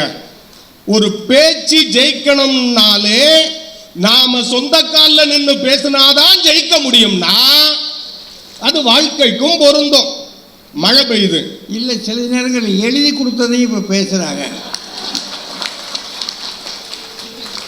அது நிலைக்காதுயா, அது நிலைக்காது. சொந்தமா பேச்சுங்கிறது உள் உணர்வுல இருந்து வரணும். யாரோ ஒருத்தர் எழுதி கொடுத்ததை பேசுனா அது நிலைக்காது. நீங்க தான் சொன்னீங்க 41 பேர் காணாம போயிட்டாங்கன்னு. இதுல இருந்து இந்த தலைப்புக்கான இதுதான். எந்த கூட்டத்துக்கு போனாலும் நம்ம உசுர நாமளே காப்பாத்திக்கணுங்கிற தன்னம்பிக்கையும் உறுதியும் இருந்தா போங்க. விட மாட்டேன் நானே. யாரையோ நம்பி போனா வளர்த்துக்கிட்டாங்களே, யாரையோ நம்பி போனா சிக்கல் தான் வரும். அதுதான் இது. நம்ம உசுறு நாம தாங்க காப்பாத்திக்கணும். மழை பெய்யுது, மழை பெய்யும் போது நனையாம இருக்கணும்னா நாம தான் குடை பிடிக்கணும். யாரோ ஒருத்தர் குடை பிடிப்பாங்கன்னு நினைஞ்சு போனா மழையில நனைவோம், அப்புறம் ஜலதோஷம் வரும், காய்ச்சல் வரும். நாம தான் ஊசி போடணும். உங்களுக்காக வேற யாரும் ஊசி போட முடியாது. உங்களுக்கு நோயின்னா நீங்க தான் மருந்து சாப்பிடணும். நான் வரும்போது எனக்கு இன்னொருத்தான் கொடை பிடிச்ச வந்தாங்க. அவங்க பேசும்போது சொன்னாங்க தெரியுமா, கர்ம வீரர் காமராஜரை பற்றி பேசினாங்க. எங்க விருதுநகர் வந்தாலே ஒன்னு சொல்றாங்க, கர்ம வீரர் காமராஜர் இன்றும் மக்கள் மனதில் வாழ்ந்து கொண்டிருக்கிறார். தன்னம்பிக்கையும் உழைப்பும் மக்கள் மீது இருக்கிற அன்புமோடு நாம் வேலை செஞ்சா மக்கள் எப்போதும் ஞாபகத்தில் வைத்திருப்பார்கள் என்பதற்கு கர்ம வீரர் காமராஜருடைய வாழ்க்கை உதாரணம். எங்க எப்படி அகரம் ஃபவுண்டேஷனை பற்றி சொன்னாங்க. 51 பேர் டாக்டர்களாக்கி இருக்கிறார். அவர்கள் செய்த உதவி, அவங்க பண உதவி செஞ்சாங்க. ஆனா அவங்க அந்த படிக்க வைக்கிறதுக்கு மாணவர்களை தேர்வு செய்யும் போது என்ன பண்ணுவாங்கன்னா, நல்லா படிக்கிற பிள்ளைகளா பார்த்து தான் தேர்வு பண்ணுவாங்க. நல்ல மார்க் எடுத்திருக்கணும். பொருளாதார வசதி இல்லைன்னா அவங்க உதவி செய்வாங்க. ஒன்று தெரியுமா உங்களுக்கு, பணம் இல்லாமல் இருக்கலாம், உறவினர்களின் உதவி இல்லாமல் இருக்கலாம், ஆனா உன்னிடம் கல்வி மட்டும் இருந்தால் யாராவது உனக்கு உதவி செய்வார்கள் என்பதைத்தான் அந்த வாழ்க்கை காட்டுகிறது. எல்லா பிள்ளைகளுமே நல்லா படிக்கிற பிள்ளைகள் தான், அதுல மாற்றமே இல்லைங்க. எங்க என்னென்னமோ பேசி இருக்கிறாங்க மேடம். அடேங்கப்பா, வாழ்க்கையில அப்படி இருக்கணும் இப்படி இருக்கணும். எங்கள் மாணவர்கள் அப்படி இருந்தாங்க. அங்க கல்லூரியில ஒரு மாதிரி பேசுவாங்க, இங்க ஒரு மாதிரி பேசுவாங்க. ஒண்ணு தெரியுமா உங்களுக்கு, வாழ்க்கையில நாம முடிந்தவரை முயற்சி செய்யறது வாழ்க்கை இல்லைங்க. நாம நினைச்சது முடிகிறது வரைக்கும் முயற்சி செய்யறது தான் வாழ்க்கை. அதனால்தான் வள்ளுவர் சொன்னார், எண்ணிய எண்ணியாங்கு எய்துவர் எண்ணியார் திண்ணியர் ஆகப்பெறின். மனதில் உறுதி இருந்தால் எல்லாத்தையுமே நாம சாதிக்கலாம். ஒரு அறிஞர் ரொம்ப அழகா சொன்னான், உலக வரலாறுங்கிறது வேற ஒண்ணுமே இல்லைங்க, தன்னம்பிக்கை உள்ள சில மனிதர்களினுடைய வாழ்க்கை தான் உலக வரலாறுன்னா. சுவாமி விவேகானந்தருடைய வாழ்க்கையில ஒரு சம்பவம். அவர் குறுகலான ஒரு பாதையில நடந்து போயிட்டு இருக்கிறார். குரங்குகள் துரத்துது. குரங்குகள் துரத்துனோன்னு அவர் வேகமா ஓடுறார். ஓடும்போது ஒரு குரல் கேட்குது, ஓடாத நில்லு, குரங்குகளை எதிர்த்து நில்லுன்னு சொல்றது. அவர் எதிர்த்து நிற்கிறார். குரங்குகள் பயந்து ஓடுது. இந்த கதையை சொல்லிட்டு அவர் சொல்றார், இது மாதிரி தான் நாம வாழ்க்கையிலையும் குரங்குகள் மாதிரி சில துன்பங்கள் துரத்தும். அந்த துன்பங்களை பார்த்து நாம பயந்து ஓடுனா துன்பம் நம்மளை துரத்திக்கிட்டே இருக்கும். எதிர்த்து நின்று நாம் ஃபேஸ் பண்ணி ஜெயித்தால் துன்பம் நம்மை விட்டு விலகி போகும்னு அவர் வாழ்க்கையில சொல்லியிருக்காருன்னா இதுதான். எவ்வளவு பிரச்சனைகள் வரும், எவ்வளவு இருந்தாலும் அவற்றிலிருந்து நாம தாண்டி முன்னுக்கு வரணுங்க. இப்ப நம்ம எல்லாம் பேசுறோம். உலகத்தின் மிகச்சிறந்த சொற்பொழிவாளர் என்று போற்றப்படக்கூடியவர் கிரேக்கத்தினுடைய டெமாஸ்தனிஸ். உலகத்தின் மிகச்சிறந்த சொற்பொழிவாளர். அவர் ஆரம்பத்தில் திக்குவாயோடு இருந்தா, பேச முடியாது, பேச்சு வராது, திக்குவாய் இருந்தது. எல்லாருமே கிண்டல் பண்ணாங்க. எல்லாருமே இவனுக்கு பேச்சு வரலங்கிறதுனால அவனை ஏமாத்திக்கிட்டு இருந்தாங்க. அவர் என்ன பண்ணார் தெரியுமா? வீட்டுக்குள்ள போனார். வீட்டுக்குள்ள போய் கதவெல்லாம் தாழ்பால் போட்டுக்கிட்டு தலைய பாதி மொட்டை அடிச்சார். மொட்டை அடிச்சுட்டு ரூமுக்குள்ளாலே உட்கார்ந்து இருந்துட்டார். வாயில கூழாங்கற்களை போட்டுட்டு பேசி பேசி பயிற்சி எடுத்தார். பேசி பேசி பேசி பேசி பயிற்சி எடுத்து ஒரு குறிப்பிட்ட நாள்களுக்கு பிறகு அவர் பயிற்சியின் மூலமாக திக்குவாய் குறைபாடு குறைந்து உலகத்தின் மிகச்சிறந்த சொற்பொழிவாளராக மாறினார்னா ஒரு திக்குவாயையே பயிற்சியினால சரி பண்ண முடியுங்கிறதா வாழ்க்கையினுடைய யதார்த்தம்ங்க. எல்லாருமே நம்ம சில நேரங்களில் கிண்டல் பண்ணுவாங்க, கேலி பண்ணுவாங்க. எதையுமே நாம கண்டுக்காங்க போனா நம்ம வாழ்க்கையில ஜெயிக்கலாம். புத்தருடைய வாழ்க்கையில ஒரு சம்பவம். புத்தர் உட்கார்ந்து இருக்கிறார். ஒருத்தன் வந்து புத்தரை கடுமையா திட்டுறான். அவர் சிரிச்சுக்கிட்டே அப்படி உட்கார்ந்து இருக்கிறார். இன்னொருத்தர் வந்து நீங்க தான் உலகத்தின் மிகச்சிறந்த சிந்தனையாளர், புத்தர் வாழ்கன்னு புகழ்றான். அப்பவும் அவர் சிரிச்சுக்கிட்டே இருக்கிறார். பக்கத்துல இருந்த சீடர் கேட்டார், ஒருத்தன் வந்து உங்களை திட்டும் போதும் சிரிச்சுக்கிட்டு தான் இருந்தீங்க, ஒருத்தன் வந்து உங்களை புகழ்ந்து பேசுறான், அப்பவும் சிரிச்சுக்கிட்டு தான் இருந்தீங்க, இதுல இருந்து நீ என்ன சொல்ல வர்றீங்கன்னு சொல்லும் போது புத்தர் சிரிச்சுக்கிட்டே சொன்னார், அவரவர் கொண்டு வந்ததை அவரவர்களே எடுத்துட்டு போகட்டும், இதுதான் நான் உலகத்துக்கு சொல்லக்கூடிய நியதினார். ஒருத்தர் புகழ்ந்தாலும் சரி திட்டுனாலும் சரி நான் மனதுக்குள் ஏற்றுக்கொள்ளாமல் இருந்தால் அது நம்மை ஒன்றும் செய்யாது என்பதுதான் புத்தருடைய வாழ்க்கை நமக்கு சொல்லக்கூடிய உதாரணம். அதனால்தான் சொன்னா 1000 இருந்தன போதி மரங்கள், ஒரே ஒருத்தன் தான் புத்தனாக மாறினார். அப்ப நாம மரத்தினால நம்ம வெற்றி இல்லைங்க. உட்கார்ந்தவன் சித்தார்த்தன், அவன் புத்தனாக எழுந்தான். அவன் மனசுதான் காரணமே தவிர வேற ஒண்ணுமே இல்லைங்க. நீங்க ஒரு தேனீச்சியை பார்த்து ஒரு பறவை கேட்டுச்சு, நீ மலர்கள் தோறும் போய் தேடி போய் தேனை சேகரிச்சுட்டு வந்து அழகா கூடு கட்டி தேனை சேகரிச்சு வைக்கிறான். இந்த மனுஷர்கள் இருக்காங்கல்ல, எந்த கஷ்டமும் படாம சிரமப்படாம வந்து இந்த தேனை திருடிட்டு போறாங்களே, இது உனக்கு கஷ்டமா இல்லையா அப்படின்னு கேட்கும்போது அந்த தேனீச்சி சொல்லிச்சான், எனக்கு அதெல்லாம் கஷ்டமா இல்லை, மனிதர்களால் நான் சேகரித்த தேனை மட்டும்தான் திருட முடியும், தேனை சேகரிக்கின்ற என்னுடைய திறமையை மனிதர்களால் திருடவே முடியாதுன்னு சொல்லிச்சான். இப்ப பாருங்க, எவ்வளவு சிரமம் இருந்தாலும் நாம் நம்மை தாண்டி ஜெயிக்கணுங்க. விளையாட்டு துறையில ஒரு செய்தியோட நிறைவு பண்றையா, விளையாட்டு துறையில எத்தனையோ சாதனையாளர்களை பார்க்கிறோம். முடியாதவர்கள் கூட மிகப்பெரிய சாதனையை செய்து காட்டி இருக்கிறாங்க. கடந்த 2024 பாரிஸ் ஒலிம்பிக்ல வில்வித்தை போட்டியில் பாராலிம்பிக்ல மெடல் வாங்கினாங்க, பதக்கம் வாங்கினாங்க. சீத்தல் தேவின்னு பேரு, ஜம்மு காஷ்மீர் மாநிலம். இப்ப வில்வித்தை போட்டிக்கு ரொம்ப முக்கியமா தேவைப்படுறது கைதானங்க. ஆனா அந்த சீத்தல் தேவிக்கு 2 கையும் கிடையாது. ஒரு போட்டிக்கு எது தேவையோ அது இல்லை. என்ன பண்ணாங்க தெரியுமா? 2 கால்களால் பயிற்சி எடுத்தாங்க.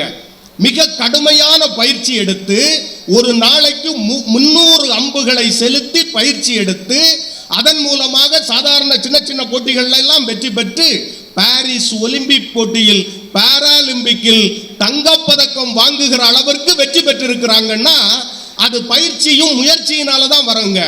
மிக குறைந்த வயதில் பாராலிம்பிக்கில் பதக்கம் வாங்கிய ஒரு போட்டியாளர் என்கின்ற சாதனையோடு அவங்க நிறைவு பண்ணி இருக்கிறாங்கன்னா அதான் விஷயங்க. எவ்வளவோ தடைகள் இருக்கும், எவ்வளவோ பிரச்சனைகள் இருக்கும், எல்லாத்தையும் மனசுக்குள்ள போட்டு அமுக்கிட்டு இருந்தோம்னா வெற்றி பெறவே முடியாது. எங்க ஊர்ல நடந்த ஒரு சம்பவம் ஐயா, ஒருத்தர் சாதாரணமாக ஒரு தள்ளு வண்டி கடை வச்சு இட்லி வித்துக்கிட்டு இருந்தார். அப்புறமா தோசை போட்டார். அந்த சுவை நல்லா இருந்ததுனால மக்கள் தேடி வர ஆரம்பிச்சாங்க. கொஞ்சம் கொஞ்சமாக காசை சேர்த்து வியாபாரத்தை பெருக்கினார். அந்த பகுதியில் கொஞ்சமாக ஒரு இடத்த வாங்கி ஒரு கடையை கட்டினார். ஒரு ஹோட்டலாக ஆரம்பித்தார். ஹோட்டல் ஆரம்பித்த பிறகும் கூட்டம் அதிகமாயிடுச்சு.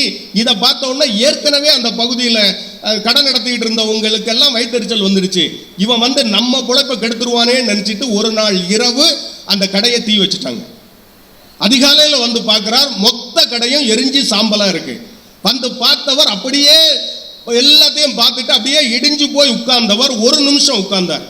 ஒரு நிமிஷம் உட்கார்ந்துட்டு சட்டுன்னு எந்திரிச்சார். எந்திரிச்சு அந்த கறிக்கட்டையா எல்லாமே கிடந்தது. அதுக்குள்ளால போனார். ஒரு கருகருன்னு ஒரு மரக்கட்டை இருந்தது. அதை எடுத்தார். ஒரு சாக் பீஸை எடுத்தார். எழுத ஆரம்பிச்சார். பக்கத்தில் பார்த்துக்கிட்டு இருந்தவங்க அவனுக்கு என்னமோ ஆயிடுச்சுன்னு நினைச்சாங்க. என்ன எழுதினார் தெரியுமா? கடை நாளை முதல் வழக்கம் போல் செயல்படும் அப்படின்னு எழுதினார்.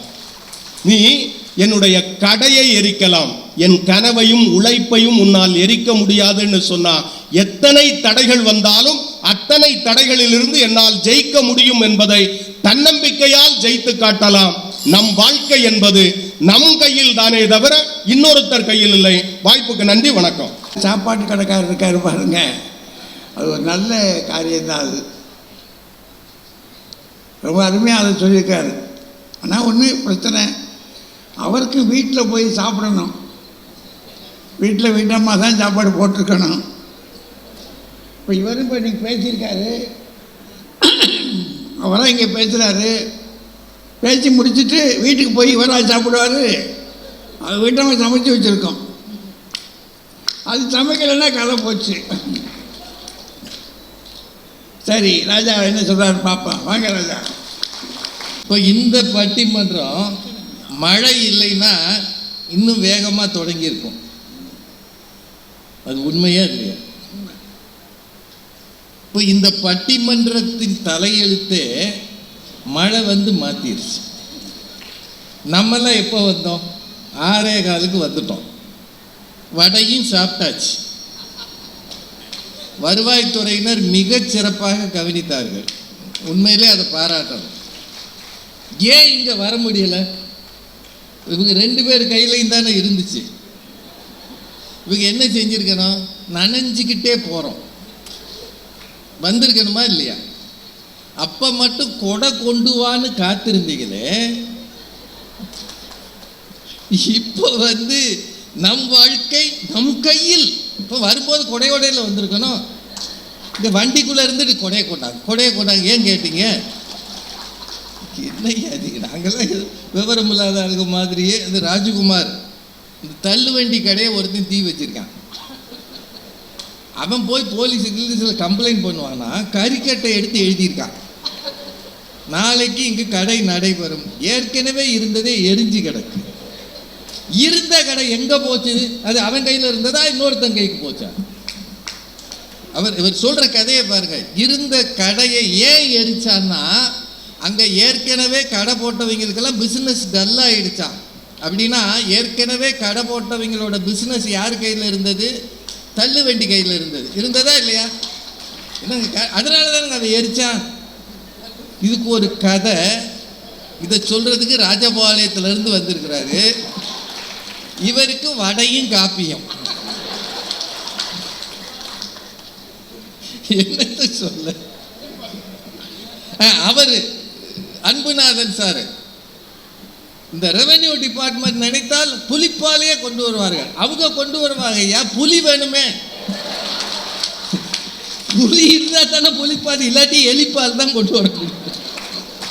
புலி வேணும்ல. அப்போ புலிப்பால் தேடுறவங்களுக்கே புலி வேண்டி இருக்குல்ல. இதை தாங்க எங்கள் அணியில் சொல்கிறோம். இதுக்கு எதுக்கு இவ்வளோ பிரச்சனை? புத்தக கண்காட்சி வச்சுருக்கிறோம். இதை பள்ளிக்கூடத்து பிள்ளைகளை கூட்டிகிட்டு வரலாம். ஏன்னா அவங்க வந்துடுவாங்க, வேறு வழி கிடையாது. பொதுமக்கள் வந்து வாங்கணுமா இல்லையா? இல்லாட்டி இது திருவிழாவாக இருக்குமா? இந்த திருவிழாவின் வெற்றியே வாங்குகிற பொதுமக்களின் கையில் தான் இருக்கிறது. என்ன நீங்கள் எல்லாம் நம்ம அடுத்த கடையை திறந்து வச்சுருக்கோம். அப்பேற்பட்ட பட்டினத்தார் என்ன சொன்னார்? கடை விரித்தேன் கொள்வார் இல்லை, கட்டிவிட்டேன். அப்படின்னா கடை விரிக்கலாம், நீங்க வாங்குகிறவர்கள் கொள்பவர்கள் இருந்தால் தானையா உங்களுக்கு வெற்றி வரும். இதுதாங்க எங்க கட்சி. அவங்க 2 பேரும் இந்த பயல்களை மோட்டிவேஷன் டாக் தண்ணியா அவங்களுக்கா பாருங்க, ஒரு தண்ணி கூட இன்னொருத்தர் தான் கொடுக்க வேண்டும். என் வாழ்க்கை என் கையில், தண்ணீர் லாரியோடு நான் வந்திருக்கேன்னு சொன்னாங்களா? நம்ம உண்மையிலே சொல்றேங்க, நாம நிம்மதியா இருக்கணும்னா பக்கத்து வீட்டுக்காரன் ஒழுங்கா இருக்கணும். வேற வழி. நான் ஒரு அப்பார்ட்மெண்ட்ல இருக்கிறேன். நடு ராத்திரியில மாடியில் இருக்கிறாள் டம்முன்னு ஒரு இதை போடுது. நமக்கு அப்பதான் தூக்கம் வருது. அவங்க அந்நேரம் குண்டு விளையாடுறாங்க. ஏதோ இரும்பு குண்டு உருளுது. என்ன செய்வீங்க நீங்க? சண்டைக்கு போக முடியுமா? உலகமே ஒருத்தரை ஒருத்தர் சார்ந்து இருக்குங்க. அதுதான் உண்மை. ராஜகுமாருக்கு தெரியும். ஆனா அவர் இந்த மாணவர்கள்ட்ட பேசுவார்ல, நீ உட்கார்ந்து இருக்கிறாயா எழு, எழுந்தாயா நட, நடந்தாயா ஓடு, ஓடுகிறாயா பற. அப்படியே எங்க போவேன்? பறந்து அப்படியே போயிடுவானா? இதெல்லாம் சின்ன பையலுக்கு சொல்ல வேண்டியது. அவ வாழ்க்கையில நொந்து கிடக்கா. இந்த உள்ள உட்கார்ந்தாலும் எந்திரிச்சு போகணும்னா 10 பேரை தாண்டி போகணும். ஒரு விஷயம் பாருங்க, இப்ப நடுவில் ஒரு ஆள் உட்கார்ந்துருக்காரு. அவர் போகணும்னு நினைக்கிறாரு. அவர் எழுந்து போறது யார் கையில் இருக்கு? அவர் கையிலையா இருக்கு? 10 பேரை கடந்து ஐயா அவர் உட்காரியா இன்னும் கொஞ்ச நேரம் முடிச்சிடுவாரு. ஐயா 9 மணினா 9 மணிக்கு முடிச்சிடுவார். அவர் உட்கார வைப்பாரா இல்லையா? என்ன ஐயா நிறைய பேசியிருக்கிறாங்க. விவேகானந்தர், ராஜ்குமார் சொன்னார், விவேகானந்தர் உலகளாவ இந்திய பெருமையை எடுத்து சென்றவர், இந்து சமயத்தை கொண்டு சென்றவர். ஆனா அவரை அடையாளம் கண்டது யார்? ராமகிருஷ்ண பரமஹம்சர் என்கிற ஒருவர் இல்லை என்றால் விவேகானந்தர் என்கிற ஒருவரை கண்டுபிடிக்கவே முடியாது. அதான் உண்மை. அவர் தானே குரு. குரங்கு துரத்துச்சா அவர் ஓடாம திரும்பி பார்த்தாராம். ராஜகுமார குரங்கு துரத்துதுன்னு வைங்க. குரங்கு இல்லை, குரங்குகள். அதெல்லாம் விடுங்க. ராஜகுமார் ராஜபாளையத்தில் இருக்கிறாரு. ராத்திரி இவர் வீட்டு வாசல்ல ஒருத்தன் வந்து நிற்கிறான். வஸ்தாது, யோ பேச்சாளர் வாயா வெளிய, என்னமோ பேசுறீங்க, இப்போ என் முன்னாடி வந்து நில்லுன்னு கேட்குறான்னா இவர் என்ன செய்யணும்? என் வாழ்க்கை. அவன் கையில் கத்தி வச்சிருக்கான். இவர் 2 கத்திரிக்காயை தூக்கிட்டு போய் அதை வச்சு இதை நறுக்கலாமா? நான் உனக்கு இது எல்லா இலக்கியமும் சொல்லி தருகிறேன். விவேகானந்தர் என்ன செய்தார் தெரியுமா? குரங்கை பார்த்து எதிர்த்து நின்றார். இப்போ என்னை பொறுத்தவரை நீ குரங்கு, நான் எதிர்த்து நிற்கிறேன். சொல்ல முடியுமா? அந்நேரம் உட்காந்து போலீஸுக்கு ஃபோன் பண்ணணுமா? எதிர்த்து நிற்கணுமா? ஏன் ராஜபாளையத்தில் ஒரு வாழ்க்கை, விருதுநருக்கு வந்தால் வேற வாழ்க்கையா? ஏன் அநியாயம் பண்ணு? நிறைய பேசியிருக்கிறார் அவர். நிறைய. நாம் சொந்தமாக பேசினால்தான் ஜெயிக்க முடியும். மழை பெய்தால் நாம் தான் குடை பிடிக்க முடியும். இந்த மாதிரி விஷயங்கள் எல்லாம் அடுத்த புத்தக கண்காட்சியில் எழுதி போடுங்க. நமக்கு நாம் தான் கொடை பிடிக்க வேண்டும். நாம் சொந்தமாக பேசித்தான் ஜெயிக்க வேண்டும். நம்ம பேசுறதெல்லாம் நம்ம சொந்தமா? சொல்லுங்க. நீங்க பேசினவரெல்லாம் விவேகானந்தர் என்ன சொன்னார், அவர் என்ன சொன்னார், இதெல்லாம் அவர் சொன்னதை நீங்க கொண்டு வந்து நான் சொந்தமாகத்தான் பேசுகிறேன். இதெல்லாம் சொந்தமாது? இதில் அவர் ஆக்கம் அதர்வினாய் செல்லும் திருவள்ளுவர் 2000 வருஷமா எழுதினார். இப்போ ஏஐன்னு ஒன்று வந்திருக்குங்க, ஆர்டிஃபிஷியல் இன்டெலிஜென்ஸு. அதுக்கு போய் ஒரு திருக்குறள் கேட்டீங்கன்னா அதுவே எழுதி கொடுத்துருது. அதுக்கு திருவள்ளுவருக்கு சம்மதமே கிடையாது. நான் சொல்கிறது உண்மைங்க, நீங்கள் வேணால் பாருங்கள். நோக்கத்துக்கு 1340 30 கிடையாது, அப்படி எழுதுதுங்க. ஏஐ வந்து எவ்வளோ ஏமாத்துது தெரியுமா? அந்த உலகத்தில் என்னென்ன நடந்துக்கிட்டு இருக்கு ஒன்றுமே தெரியாமல். ஐயா தான் கேட்டார், சார் யார்கிட்ட இருக்காருன்னு. ஓ, அது எஸ்ஐஆர். அது சாருன்றது பெரும் பிரச்சனை. நீங்கள் எல்லாம் யோசிங்க. இது வந்துங்க, இங்கே எல்லாம் பெரியவங்களாம் இருக்கிறீங்க. 2005 நான் எங்கே ஓட்டு போட்டேன்னு எனக்கு எப்படிங்க தெரியும்? நான் போன வருஷம் எந்த வீடு மாற்றினேன்னே மறந்து போச்சு. என்னையா நாங்கள் என்னையா செய்கிறது? உண்மையிலே நான் சொல்கிறேன், எனக்கு ஓரளவு படிப்பு அறிவு இருக்குது. எனக்கே ஃபில்லப் பண்ண தெரியல. சார் நான் எனக்கு வந்த பிஎல்ஓட்ட கேட்டேன், ஐயா அந்த உறவினர்னா யார், தந்தை பெயரை எழுதணுமா என் பேரை எழுதணுமா, இதில் அப்பா பேர் என்னென்னாவது கேட்டிருக்கலாம் இல்லையான்னு. அவர் நீங்கள் நல்லா பேசுகிறீங்க ஆனால் இது கூட எழுத தெரியலன்றார். அந்நேரம் என் வீட்டுக்காரம்மா என்னை பரிதாபமாக பார்த்துச்சு. உடனே ஊருக்கு கூப்பிட்றாங்க, உனக்கு ஒரு ஃபார்ம் ஃபில்லப் பண்ண தெரியல. உண்மையில் அது ஏன் பிரச்சனையா ஃபார்ம் பிரச்சனையா? யோசிச்சு பாருங்கய்யா. இந்த தேசம் இன்னும் பாமர மக்களின் தேசம். அவர்களுக்கு தெரிந்த விஷயத்திலிருந்து தொடங்க வேண்டுமே தவிர உங்கள் மேதாவித்தனத்தை அங்கேயே காட்டுறது. அவன் எப்படியா ஓட்டு போடுவான்? எங்கிருந்து ஓட்டு போடுவான்? அவன் சாதாரண மக்கள், அவனுக்கு எதுவும் தெரியாது. அவன் காலையில் 5 மணிக்கு வேலைக்கு போனான்னா ராத்திரி 10 மணிக்கு வருவான். அவனுக்கு என்னையே தெரியும்? உங்களுக்கு தெரியாதுன்றது எங்களுக்கு தெரியும். தெரிஞ்சுக்கிட்டு தானே அங்கே இந்த வேலையை பார்க்குறாங்க. என்னென்னவோ பேசுகிறாங்க. நம்ம எதிர்காலம் என்னன்னே நமக்கு தெரியாது. இவ்வளவு சிரமத்தில் நாம் இருக்கிறோம். உண்மையிலே சொல்கிறேங்க, இங்கே என்னோட பாண்டியன் ரோட்வேஸ் கார்பரேஷனில் வேலை பார்த்த 4 நண்பர்கள் வந்திருக்கிறாங்க. இந்த ஊரில் 1980 சாதாரணமாக சுற்றி வந்தவன் தான் நான். இந்த ஊரில் 4 வருஷம் இருந்திருக்கிறேன். இந்த முன்னாடி இருக்கிறாங்க 4 பேர். அவங்க இவ்வளோ காலம் கழித்து என்னை நினைவு வச்சு இங்கே வந்திருக்கிறாங்க. ஆனால் இங்கே நான் சுற்றி திரியும் போது அவங்க எல்லாருக்குமே தெரியும். இப்போ நவநீதன் ஒருத்தர் எங்கள் கூட வேலை பார்த்தாரு. அவர் அடிக்கடி சொல்லுவார், நீ ஒரு நாளும் முன்னேற மாட்டார். அவர் என்று சொல்கிறது எவனோ வேறு ஏதோ பிஆர்சின்றது அப்போ இது பக்கத்தில் இருக்குது பாண்டியன் ரோட்வேஸ். அங்கே தான் நான் கேஷியராக இருந்தேன். நீ என்றைக்கும் முன்னேற மாட்டேன், இந்த ஊரே தான் சுற்றி வருவேன். நவநீதன் சொல்லுவார். இப்போ நான் அவரை நினச்சி பார்க்குறேன். அவர் மட்டும் அப்படி என்னை சொல்லவில்லை என்றால், அந்த தூண்டுகோல் இல்லை என்றால், ஒருவேளை என்னால் வேறு இடத்துக்கு போகணுன்ற எண்ணமே வந்திருக்காது. அதற்கு மிக காரணம் அந்த நவநீதன் சார்னு நான் இப்போவும் நினைப்பேன். அது உண்மை. அது மட்டும் இல்லை, என்னைய மாதிரி பேங்க் வேலை போன எல்லாருமா பேச்சாளராக வந்தாங்க. மேடையில் இருக்கக்கூடிய பத்மஸ்ரீ தமிழறிஞர் அவர்கள் கண்ணில் பட்டதுனால தான் அன்புநாதன் சொல்கிறாரு, ராஜா பாணின்னு ஒன்று வச்சிருக்கிறாருன்னு. என்ன பாணி? ஒரு 10 கூட்டத்தில் என்னை பார்த்து யாரும் கைதட்டலைன்னு வைங்க, நான் வந்து பேசுகிறேன், நீங்கள்லாம் கை தட்டுறீங்க. கை தட்டாமல் இருக்கணும்னு முடிவு எடுத்துட்டீங்கன்னு வைங்க, நான் குட்டிக்கரணம் போட்டாலும் ஒன்றாகாது. சார் உண்மை தான் சார். நாங்கள் வந்து பேசுகிறோம், மக்களை பார்க்குறோம்னா நீங்கள் தருகிற ஆதரவில் தான் பேச்சாளர்களே வாழ்கிறார்கள், யாராக இருந்தாலும் சரி. சார் நாமினேஷன் தான் சார் போடலாம், ஓட்டு யார் போடுறது? என்னங்க, நாமினேஷன் தானே போட முடியும் நமக்கு. ஓட்டு நீங்கள் தானே போடணும், நீங்கள் தானேங்க போடணும். அப்படின்னா ஒவ்வொருவரின் எதிர்காலமும் இன்னொருவரை நம்பித்தான் இருக்கிறது என்பதுதான் உண்மை. ஒன்னே ஒன்று சொல்லு, கூட்டணி தேடாத ஆள் இருக்கா?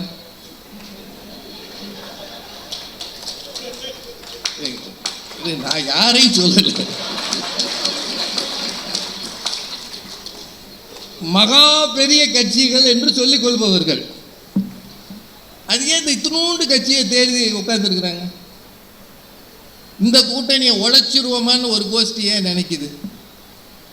நினைக்கிறாங்களா இல்லையா? அப்படின்னா தன் பலத்தில் நிற்பதற்கு அரசியல் கட்சிகளே யோசிக்கும் போது கூட்டணி பலம்தான் ஜெயிக்கும் என்று அவர்களுக்கே தெரியும் போது, உண்மைதானுங்க அது. 4 பேர் சேர்ந்தாத்தாயா ஜெயிக்க முடியும்ன்றது அவங்களுக்கே நல்லா தெரியும். அதுதான் உண்மை. ஒரே ஒரு விஷயம் மட்டும் சொல்லி நிறைவு செய்கிறேன். நம்ம வந்து ஆங்கிலேயர்கள் நமக்கு விடுதலை தரவில்லை, மகாத்மா காந்தி, நேரு எல்லாரும் போராடினாங்க, போஸ் ஐயா எல்லாம் போராடினார், அவர் சொன்னார். அது உண்மை. இந்திய வரலாற்றை சரியாக படிங்க. இந்திய வரலாற்றில் சுதந்திர போராட்டத்துக்காக மிக அதிக நாள் ஜெயிலில் இருந்தவர் ஜவஹர்லால் நேரு.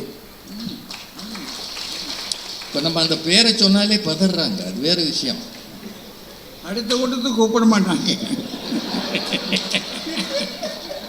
இல்லை, உங்களுக்கு தெரிஞ்சுக்கிறதுக்காக சொல்கிறேன். மகாத்மா காந்தியை விட அதிக நாள் ஜெயிலில் இருந்தவர் நேருஜி. நேருஜிக்கு அடுத்து அதிக நாள் ஜெயிலில் இருந்தவர் பெருந்தலைவர் காமராஜர். இதெல்லாம் ரெக்கார்டு, நான் சொல்றது நீங்க தேடிக்கங்க. ஆனந்த பவனம்ன்ற ஒரு மகா பெரிய மாளிகையில் வாழ்ந்தவர். போன வாரம் அவர் பற்றி ஒரு கட்டுரை படித்தார். அவர் தங்கி இருந்த சிறை அறைக்குள் பாம்புகள் வந்து இருக்கின்றன, தேள் வருமா, இன்னும் விஷப்பூச்சிகளெல்லாம் வருமா, வருகிறவற்றை கொல்லாதீர்கள் என்று ஒரு ஜாடியில் போட்டு வச்சு பார்த்துக்கிட்டு இருப்பாரா நேருஜி. ஏன்னா எல்லா உயிர்களிடத்தும் அன்பு காட்டிய ஒரு மகான் ஒருத்தர் இருந்திருக்கிறார். அவர்தான் விடுதலைக்காக போராடினார் அந்த காலத்தில். ஆனால் தேதிய இதுதான் சொன்னது நாம இல்லை. 1948 மார்ச்சில் தான் இந்தியாவுக்கு சுதந்திரம் வரும் என்று எதிர்பார்த்தார்கள். ஆனால் கிளமெண்ட் அட்லி என்கிற அன்றைய பிரதமர் திடீரென்று பார்லிமெண்ட்டில் முடிவெடுத்து 1947 ஆகஸ்ட் 14 பாகிஸ்தானுக்கு, ஆகஸ்ட் 15 இந்தியாவுக்கு. இன்னும் சொல்லணும்னா உங்களுக்கெல்லாம் தெரிஞ்சுக்கணும், இந்தியாவும் பாகிஸ்தானும் விடுதலை திருநாளை கொண்டாடியது. ஆனால் அதுவரை எது இந்திய வரையறை எது பாகிஸ்தான் வரையறை என்று வெளியிடப்படவில்லை. அது வெளியிட்ட நாள் ஆகஸ்ட் 16. அதனால் நேற்று பாகிஸ்தான் கொடியேற்றியவர்கள், நேற்று இந்திய கொடியேற்றியவர்கள் அடுத்த நாள் கொல்லப்பட்டார்கள். இந்தியாவில் அத்தனை பெரிய சோகம் நடந்ததற்கு காரணம் இந்தியர்கள் அல்ல, எங்கோ இருந்த ஆங்கிலேயர்கள் என்றால் வரலாறு அதைத்தான் சொல்கிறது. எது வேண்டுமானாலும் திரும்பி பாருங்கள், நம் வாழ்க்கை நம் கையில் இருக்கிறது என்று நம்புகிறோம். நம்மை சுற்றி இருக்கிற அத்தனை பேர் கையிலும் இருக்கிறது. இப்போ நீங்கள் வீட்டுக்கு போய் நிம்மதியாக தூங்குறதும் சண்டை போடுறதும் உங்கள் கையில் இல்லை, அந்த அம்மா கையில் இருக்கிறது. இம்புட்டு மழை பெஞ்சிச்சே, அங்கே என்ன பேசினாங்கன்னு உட்காந்துருந்த அவன் அப்போதே கிளம்பி வந்துட்டான். அப்படி என்னதான் பேசுவாங்களோ, நீயே இப்படி வாயை பார்த்துக்கிட்டு உட்காந்துருக்க. என்னைக்கும் உனக்கு சுய புத்தி வரப்போகுதுன்னு ஒரு வீட்டம்மா சொல்லுச்சுன்னா அதுக்கப்புறம் அவன் நிம்மதியாக தூங்குவானா? இதுதான் உண்மை. நம் வாழ்க்கை பிறர் கையில் தான். நன்றி, வணக்கம். 9 மணி நெருங்கிருச்சு. ஒரு 15 நிமிடம் நான் எடுத்துக்கிடட்டுமா? சரி, அனுமதி கொடுத்தா. ஏன்னா அப்போ தான் அதை முடிக்க முடியும். ஏன்னா ஒரு 10 நிமிஷமாவது பேசணும்ல. சரி, 2 பேர் பேச்சு 2 கட்சி பேச்சு கேட்குற போது நமக்கு இது சரியாகவும் தெரியுது, இது சரியாகவும் தெரியுது. ஒரு மனசுக்குள்ளே ஒரு போர்க்களம் தான், ரெண்டும் சரியாகத்தானே தெரியுது அப்படின்னு. ஏன்னா என் வீட்டுக்குள்ளே நடக்கக்கூடிய நிகழ்ச்சிகளுக்கு யார் தலைவன்? நம்ம வீட்டுக்குள்ளே 4 எல்லைக்குள்ளே நடக்கிற நிகழ்ச்சிக்கு யார் தலைவன்? என்னங்க, நான் தானே தலைவன். நம்ம தானே தலைவராக இருக்க முடியும். நம்ம வீட்டை நம்ம தான். அடுத்த வீட்டுக்காரர் ஒன்று சொல்ல முடியுமா? இல்லை. நான் சாப்பிட்றது என் வீட்டு சோத்தை தான் சாப்பிடணும், அடுத்த வீட்டு சாப்பாடு இல்லை. அப்படின்னா ஒரு பக்கம் பார்த்தோம்னா நமக்கு என்ன தெரியுது? வாழ்க்கை நம்ம கையில் தானே இருக்குது. கொத்து வேலை பார்க்க, கட்டட வேலை பார்க்குற தொழிலாளி மாலை பொழுதில் கூலி வாங்கிட்டாங்க. அன்றாட கூலி வாங்குகிற ஆட்கள் இருக்காங்க, வாரம் வாங்குறவங்களும் இருக்காங்க. அங்கே கூலி வாங்கிட்டாங்க. வாங்கிட்டு வெளியே போகும்போது 2 பேரும் சேர்ந்து போகிறாங்க. ஒருத்தர் எப்பா பாவே அப்படின்றாரு. என்ன ஒரு போட்டுக்கிறோம், உடம்பெல்லாம் வலியாக இருக்குடா, ரொம்ப சிரமமாக இருக்குது அப்படின்றார். அண்ணே எனக்கு பழக்கம் இல்லைண்ணே, நீங்கள் போயிட்டாங்கண்ணே. அட பாவி போயிலே, நீ இப்படி ஆளாவாக இருக்க, இப்படி போய் நமக்கு தோதுப்படாது. ஏன்னா அவர் குடிக்க போகிறாரு. குடிக்க போகும்போது கூட ஒருத்தர் போகணுமா இல்லையா, துணைக்கு இவர் கேட்குறாரு. இவன் அன்னைக்குன்னு முடியாது அப்படின்ட்டான். இல்லைன்னு எனக்கு பழக்கம் இல்லை, இது வேண்டாம் அப்படின்ட்டான். அப்போ குடிப்பது என்பது அவர் கையில் இருக்குது, குடிக்க மறுப்பது என்பது யார் கையில் இருக்குது? இவர் கையில் இருக்குது. இப்போ இவருக்கு இவர் தான் தலைவர், அவருக்கு அவர் இவரை வற்புறுத்த முடியாது. நீ குடிச்சு தான் ஆகணும்னு சொல்ல முடியாது. அவர் நீ குடிச்சிட்டு தான் போகலாம் ஆகணும்னு சொன்னால் இப்போ இவர் கேட்பார்ல, நீ குடிக்காமல் இருந்து ஆகணும் சொல்லலாம்ல. அப்படின்னா ஒரு வகையில் பார்க்க போனால் அவரவர் வாழ்க்கை அவரவர் கையில், அப்படிதானே தோணுது. அது ஒன்றும் அதிகாலை விடியுதுன்னா 2 பையனுக்கு பள்ளிக்கூடத்துக்கு போகிறான். ஒருத்தர் குளிச்சுட்டு தான் போகிறான், இன்னொருத்தன் போட எருமை குளிக்குது போட குளிக்கிறதா. அப்போ இவனுக்கு குளிக்க விருப்பம் இல்லை. குளிப்பதும் குளிக்காமல் இருப்பதும் அவனவன் கையில் தானே. ஆனால் அவன் சரியாக இருக்கிறான், இவன் குளிக்கிறான் சரியாக இருக்கான், இவன் குளிக்காமல் போகிறான் அவன். இது 2வது கட்டத்தை வச்சுக்கோங்க. இன்னொருத்த வரான்,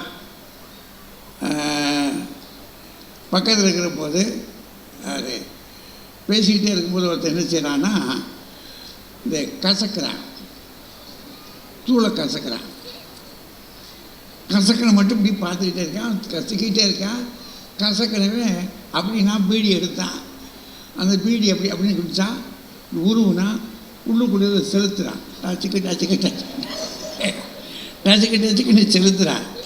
செலுத்துனா அப்படி 2 தட்டுறான், மறுபடியும் காதில் வச்சுக்கிட்டான் வச்சுட்டான். பக்கத்தில் இருக்கிறவன் இப்படி பார்த்துக்கிட்டே இருக்கான், என்னடா செய்கிறான் அவன் அப்படின்னு.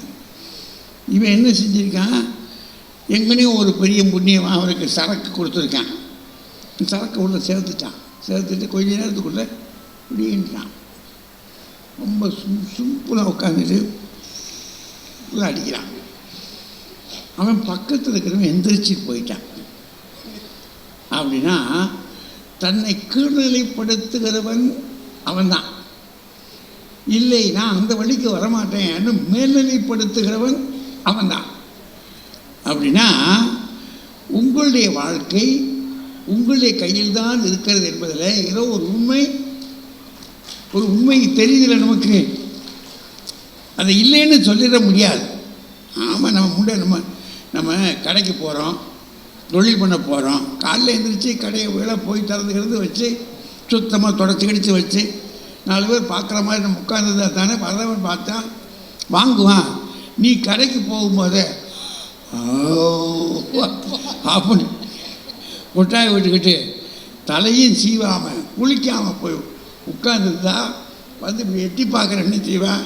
இவன் கடையிலையா விளங்குமாயா சொல்லுவான் இல்லையாப்பா.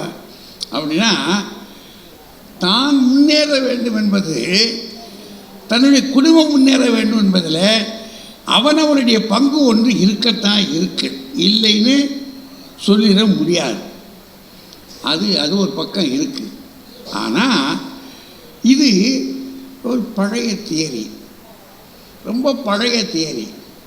இந்த பழைய கோட்பாடுன்றதுக்கு எதுக்காக அப்படி சொல்கிறேன் அப்படின்னா, புத்தர் அப்படி தியானத்தில் இருந்தார். இந்த புத்தரை பற்றி பேசுனாங்க இல்லையா, அவர் தியானத்தில் இருந்துட்டு அவர் உபதேசம் பண்ணுறாரு. அவர் சொல்கிறாரு, தானே தனக்கு கேடு இழைப்போர். தனக்கு ஒரு கேடு வருதுன்னா அதுக்கு காரணம் யார்? நம்ம தானே.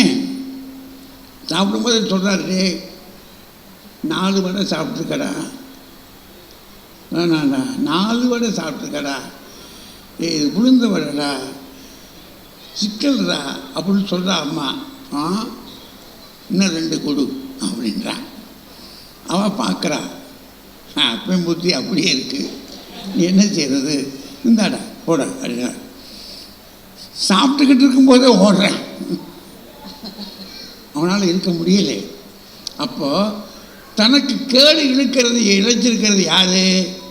பிறர் சொல்லியும் செய்யாமல் தின்னாமல் இருக்கிறவன் இருக்கானே, அவன் தான் தனக்கு கேடு இழைச்சிக்கிட்டான். இப்போ அவன் கதை தான் கேடு இழைப்போன்றார். தன்னை சுத்தமாக்குவோன் அவன் யார்? தானே தனக்கு சுத்தமாக்குவன், தானே தனது தீமையை ஒழிப்போன். தனக்கு வரக்கூடிய வறுமை இருக்குது, கஷ்டம், நம்ம வீட்டில் கஷ்டம் இருக்குது, அதை போக்கணும்னா அடுத்தவன் வந்து கொடுப்பான் நமக்கு. நம்ம கஷ்டத்தை நம்ம தானுங்க போக்கணும், அதில் ஒன்றும் தகராறே கிடையாது. இதெல்லாம் புத்தர் காலத்தில், சமணர்கள் காலத்தில் அடிப்படையாக ஒவ்வொரு தனி மனிதருக்கு சொன்ன நியதி.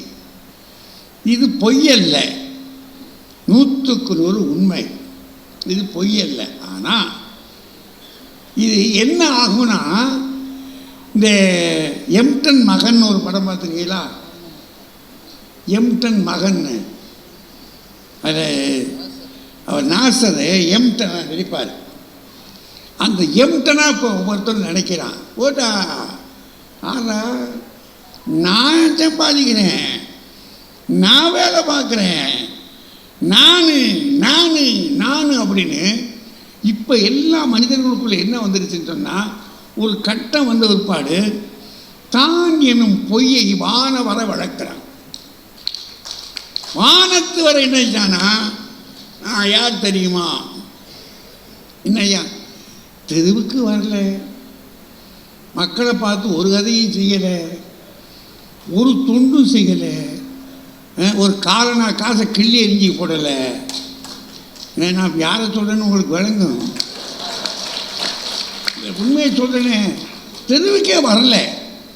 ஏன்னா பெரிய ஒரு காமராஜர் ஐயாவெல்லாம் அவர் படிக்கிற காலத்தில் படிப்பை விட்டு படிக்கலாம் முடியலை, அது ஒரு வேலை கட்டம். ஆனால் அவர் பட்டிருக்கிற பாடு இருக்கு பாருங்க, என்ன கஷ்டங்களையா. சாப்பிடாமல் இருந்த நாட்கள் எத்தனை, தூங்காமல் இருந்த நாட்கள் என்ன, தெருவோரத்து மனிதர்களுக்காக அவர்கள் பாடுபட்டிருக்கிற காரியம் எத்தனை. இவ்வளவு உழைச்சிருக்கிற மனுஷனை ஒரு நாட்டில் தூக்கி அழி எஞ்சிட்டான், ஓடி எப்படிட்டான். அப்படிப்பட்ட ஒரு நாட்டுக்குள்ளே வந்துக்கிட்டு திடீர்னு ஒரு வேலையும் செய்யாதபடிக்கு, ஒன்றுமே செய்யாதபடிக்கு வந்து நின்றுக்கிட்டு, அது இம்மாதிரி இல்லை, நட்டரடு தலைவராகணும். சும்மா சாதாரண ஆளும் கிடையாது, தலைவன் தான். அந்த அளவுக்கு போகிற மாதிரி ஒரு ஒரு ஒரு தத்துவம் புதுசாக வளருது வீட்டில். ஒரு தத்துவம், வீட்டுக்கு கல்யாண பிள்ளைகளுமே கொடுங்க, அதுதான் தகப்பன் படிக்க வைக்கிறான். தாய் எத்தனை பட்னியாக கிடந்து தாய் அவனை படிக்க வச்சுருப்பா, எத்தனை கஷ்டத்துக்குள்ளே அவனை வளர்த்துருப்பான். வளர்க்குறான், படிக்கிறான், பட்டம் வாங்குகிறான், மனைவி கட்டி வைக்கிறாங்க, வேலை பார்த்து கட்டி வைக்கிறாங்க, நல்லா கொண்டாந்து வைக்கிறாங்க. சட்டா அதுக்கு பிற்பாடு அம்மா அப்பான்ற ஒரு மரியாதை வேணாம். மரியாதை வேணுமில்ல, யாரை நம்பி நான் பிறந்தேன் போட்டா அப்படின்ட்டு தனித்து போயிடாயா. தனித்து போடுறது தப்பு இல்லை, தனியாக தான் நம்ம குடும்பங்கள் வைக்கிறாங்க, தனித்து போடுறது தப்பு இல்லை. ஆனால் போனவன் இருக்கானா செத்தானா அப்பா அம்மாவும் ஒரு வார்த்தை ஒரு ஃபோனில் அது கேட்கணும்ல. அப்படின்னா என்ன வந்துருச்சு, சுயநலம்ன்ற ஒன்று வளம் வருகிற பொழுதெல்லாம் வந்து சேருது. அப்போ தான் என்ன சொல்கிறானே, நீ தனி மனுஷன் இல்லை. எப்படி உனக்கு ஒரு கையில் 5 விரல் இருக்கோ, 5 விரல் மாதிரி ஒரு உதவிக்கு ஆட்கள் இருக்காங்க. உன் தகப்பன் இருக்கான், ஒரு தாய் இருக்கா, உன் கூட பிறந்தவங்க இருக்காங்க, உன் நண்பன் இருக்கிறான். இவர்களெல்லாம் வச்சுத்தாண்டா நீ வாழ்க்கை அடக்கிறோம். மேன் இஸ் அ சோஷியல் அனிமல்னால் என்ன, நீ விலங்கு தான், ஆனால் ஒரு சமூக விலங்கு. நாம் 4 பேரோட கூடி இருக்க வேண்டிய ஆட்கள். இதை பாருங்கள், இவ்வளோ கூட்டம் கூடி இருந்தால் தானே நான் பேசுகிற பேச்சு கேட்டுக்கிட்டு இருக்கு. இல்லாட்டி நீங்கள் எல்லாம் ஒருவரும் இல்லைங்க, நான் மட்டும் இங்கே உட்காந்து பொதுமக்களே தாய்மார்களே அப்படின்னு வச்சுக்கோங்க. அந்த பக்கத்தில் போராடும் நல்லா தாங்க இருந்தார். அப்போ கூட்டிகிட்டு வரும்போது கூட நல்லா இருந்தாருங்க. இப்போ சனமெல்லாம் கூட்டிட்டு பேசிக்கிட்டு இருக்காரியா, என்னமோ ஆகிப்போச்சு காலத்துச்சு சொல்லுவாரா இல்லையா. அப்படின்னா நான் என்பது வளர்வதற்கே கூட 4 உதவி நமக்கு வேணும், 4 மனுஷால் வேணும்னு சொல்கிறான் பார்த்தீங்களா. அந்த மனிதர்கள் தயவு நமக்கு வேண்டியிருக்கு. கூட்டு இல்லை அப்படின்னு சொன்னால் ஒரு கதை நடக்காது. அதைத்தான் இப்போ நம்ம என்ன செஞ்சுறோம், தன்னந்தனியாக இருந்த அரசியல் இயக்கங்கள் கூட இப்போ என்ன ஆயிடுச்சு, கூட்டுக்கு வந்துருச்சு. கூடித்தாண்டா ஒருத்தனை கதையை முடிக்கணும், கதையை முடிக்கிறதா கூட கூடித்தான் முடிக்க வேண்டியிருக்கு. தன்னந்தனியாக முடியாதுங்க வாழ்க்கை. அதனால் பெரியோர்களே, நாம் உண்மைதான், நம்முடைய வீட்டுக்குள்ளே நம்ம தான் ராஜா தான். ஆனால் நான் வீட்டுக்குள்ளே மட்டும் இருப்பதில்லையே, ரோட்டுக்கு வந்து ஆகணும்ல. அங்கே ரோட்டுக்கு வரும்போது யார் இருக்கா? 4 பேரை கேட்டு தானே ஆகணும். எனக்கு எதிர் வீடு இருக்குது, பக்கத்து வீடுகள் இருக்குது, அவங்கள கேட்டுத்தானே ஆக வேண்டியிருக்கு நான். அதனால் நான் வாழ்க்கையில் முன்னேறுவதற்கு 4 பேர் என்னை பாராட்டுறது தானே என்னை உற்சாகம். நானாக பேசிக்கிட்டே இருந்தால் ஒரு பிரயோஜனம் இல்லை. பாராட்டு வாங்கணும். என் அம்மா பாராட்டுறதை, என் தவ வீட்டில் பாராட்டுறதை விட ஊர் பாராட்டினா தானே பெருமை. அப்படின்னா உலகம் நம்மை உயர்த்த வேண்டும், நாம் உலகை உயர்த்த வேண்டும். இந்த ரெண்டுமாக கூடுவதாக இருந்தால் அவனவன் அவனுடைய வாழ்க்கையை உயர்த்த வேண்டும் என்பதில் உண்மை இருக்கிறது. ஆனால் அதை விட பெரிய உண்மை என்ன இருக்கு? உலகம் வாழ நாம் உண்ண வேண்டும், உலகோடு ஒட்டு வாழ வேண்டும், உலகம் வாழ்த்த நாம் வாழ வேண்டும். அதனால் 4 பேர் நமக்கு உதவுகிறார்கள், 4 பேர் கூடியிருப்பதான் வாழ்க்கை. அதனால் நம்முடைய வாழ்க்கை நம் கையில் மட்டுமில்லை, பிறர் கையிலும் இருக்கிறது. ஆனால் பெரியோர்களே, உங்களை சார்ந்த மக்களை பாருங்கள், வாழ்த்துங்கள், பிரியமாக இருங்கள். அதுதான் வாழ்க்கை. நம்முடைய சமயம் சொல்லுவதும் பகுத்தறிவு சொல்லுவதும் அதுதான் என்று கூறி வாழ்த்தி வணங்கி விடைபெறுகிறேன். நன்றி, வணக்கம்.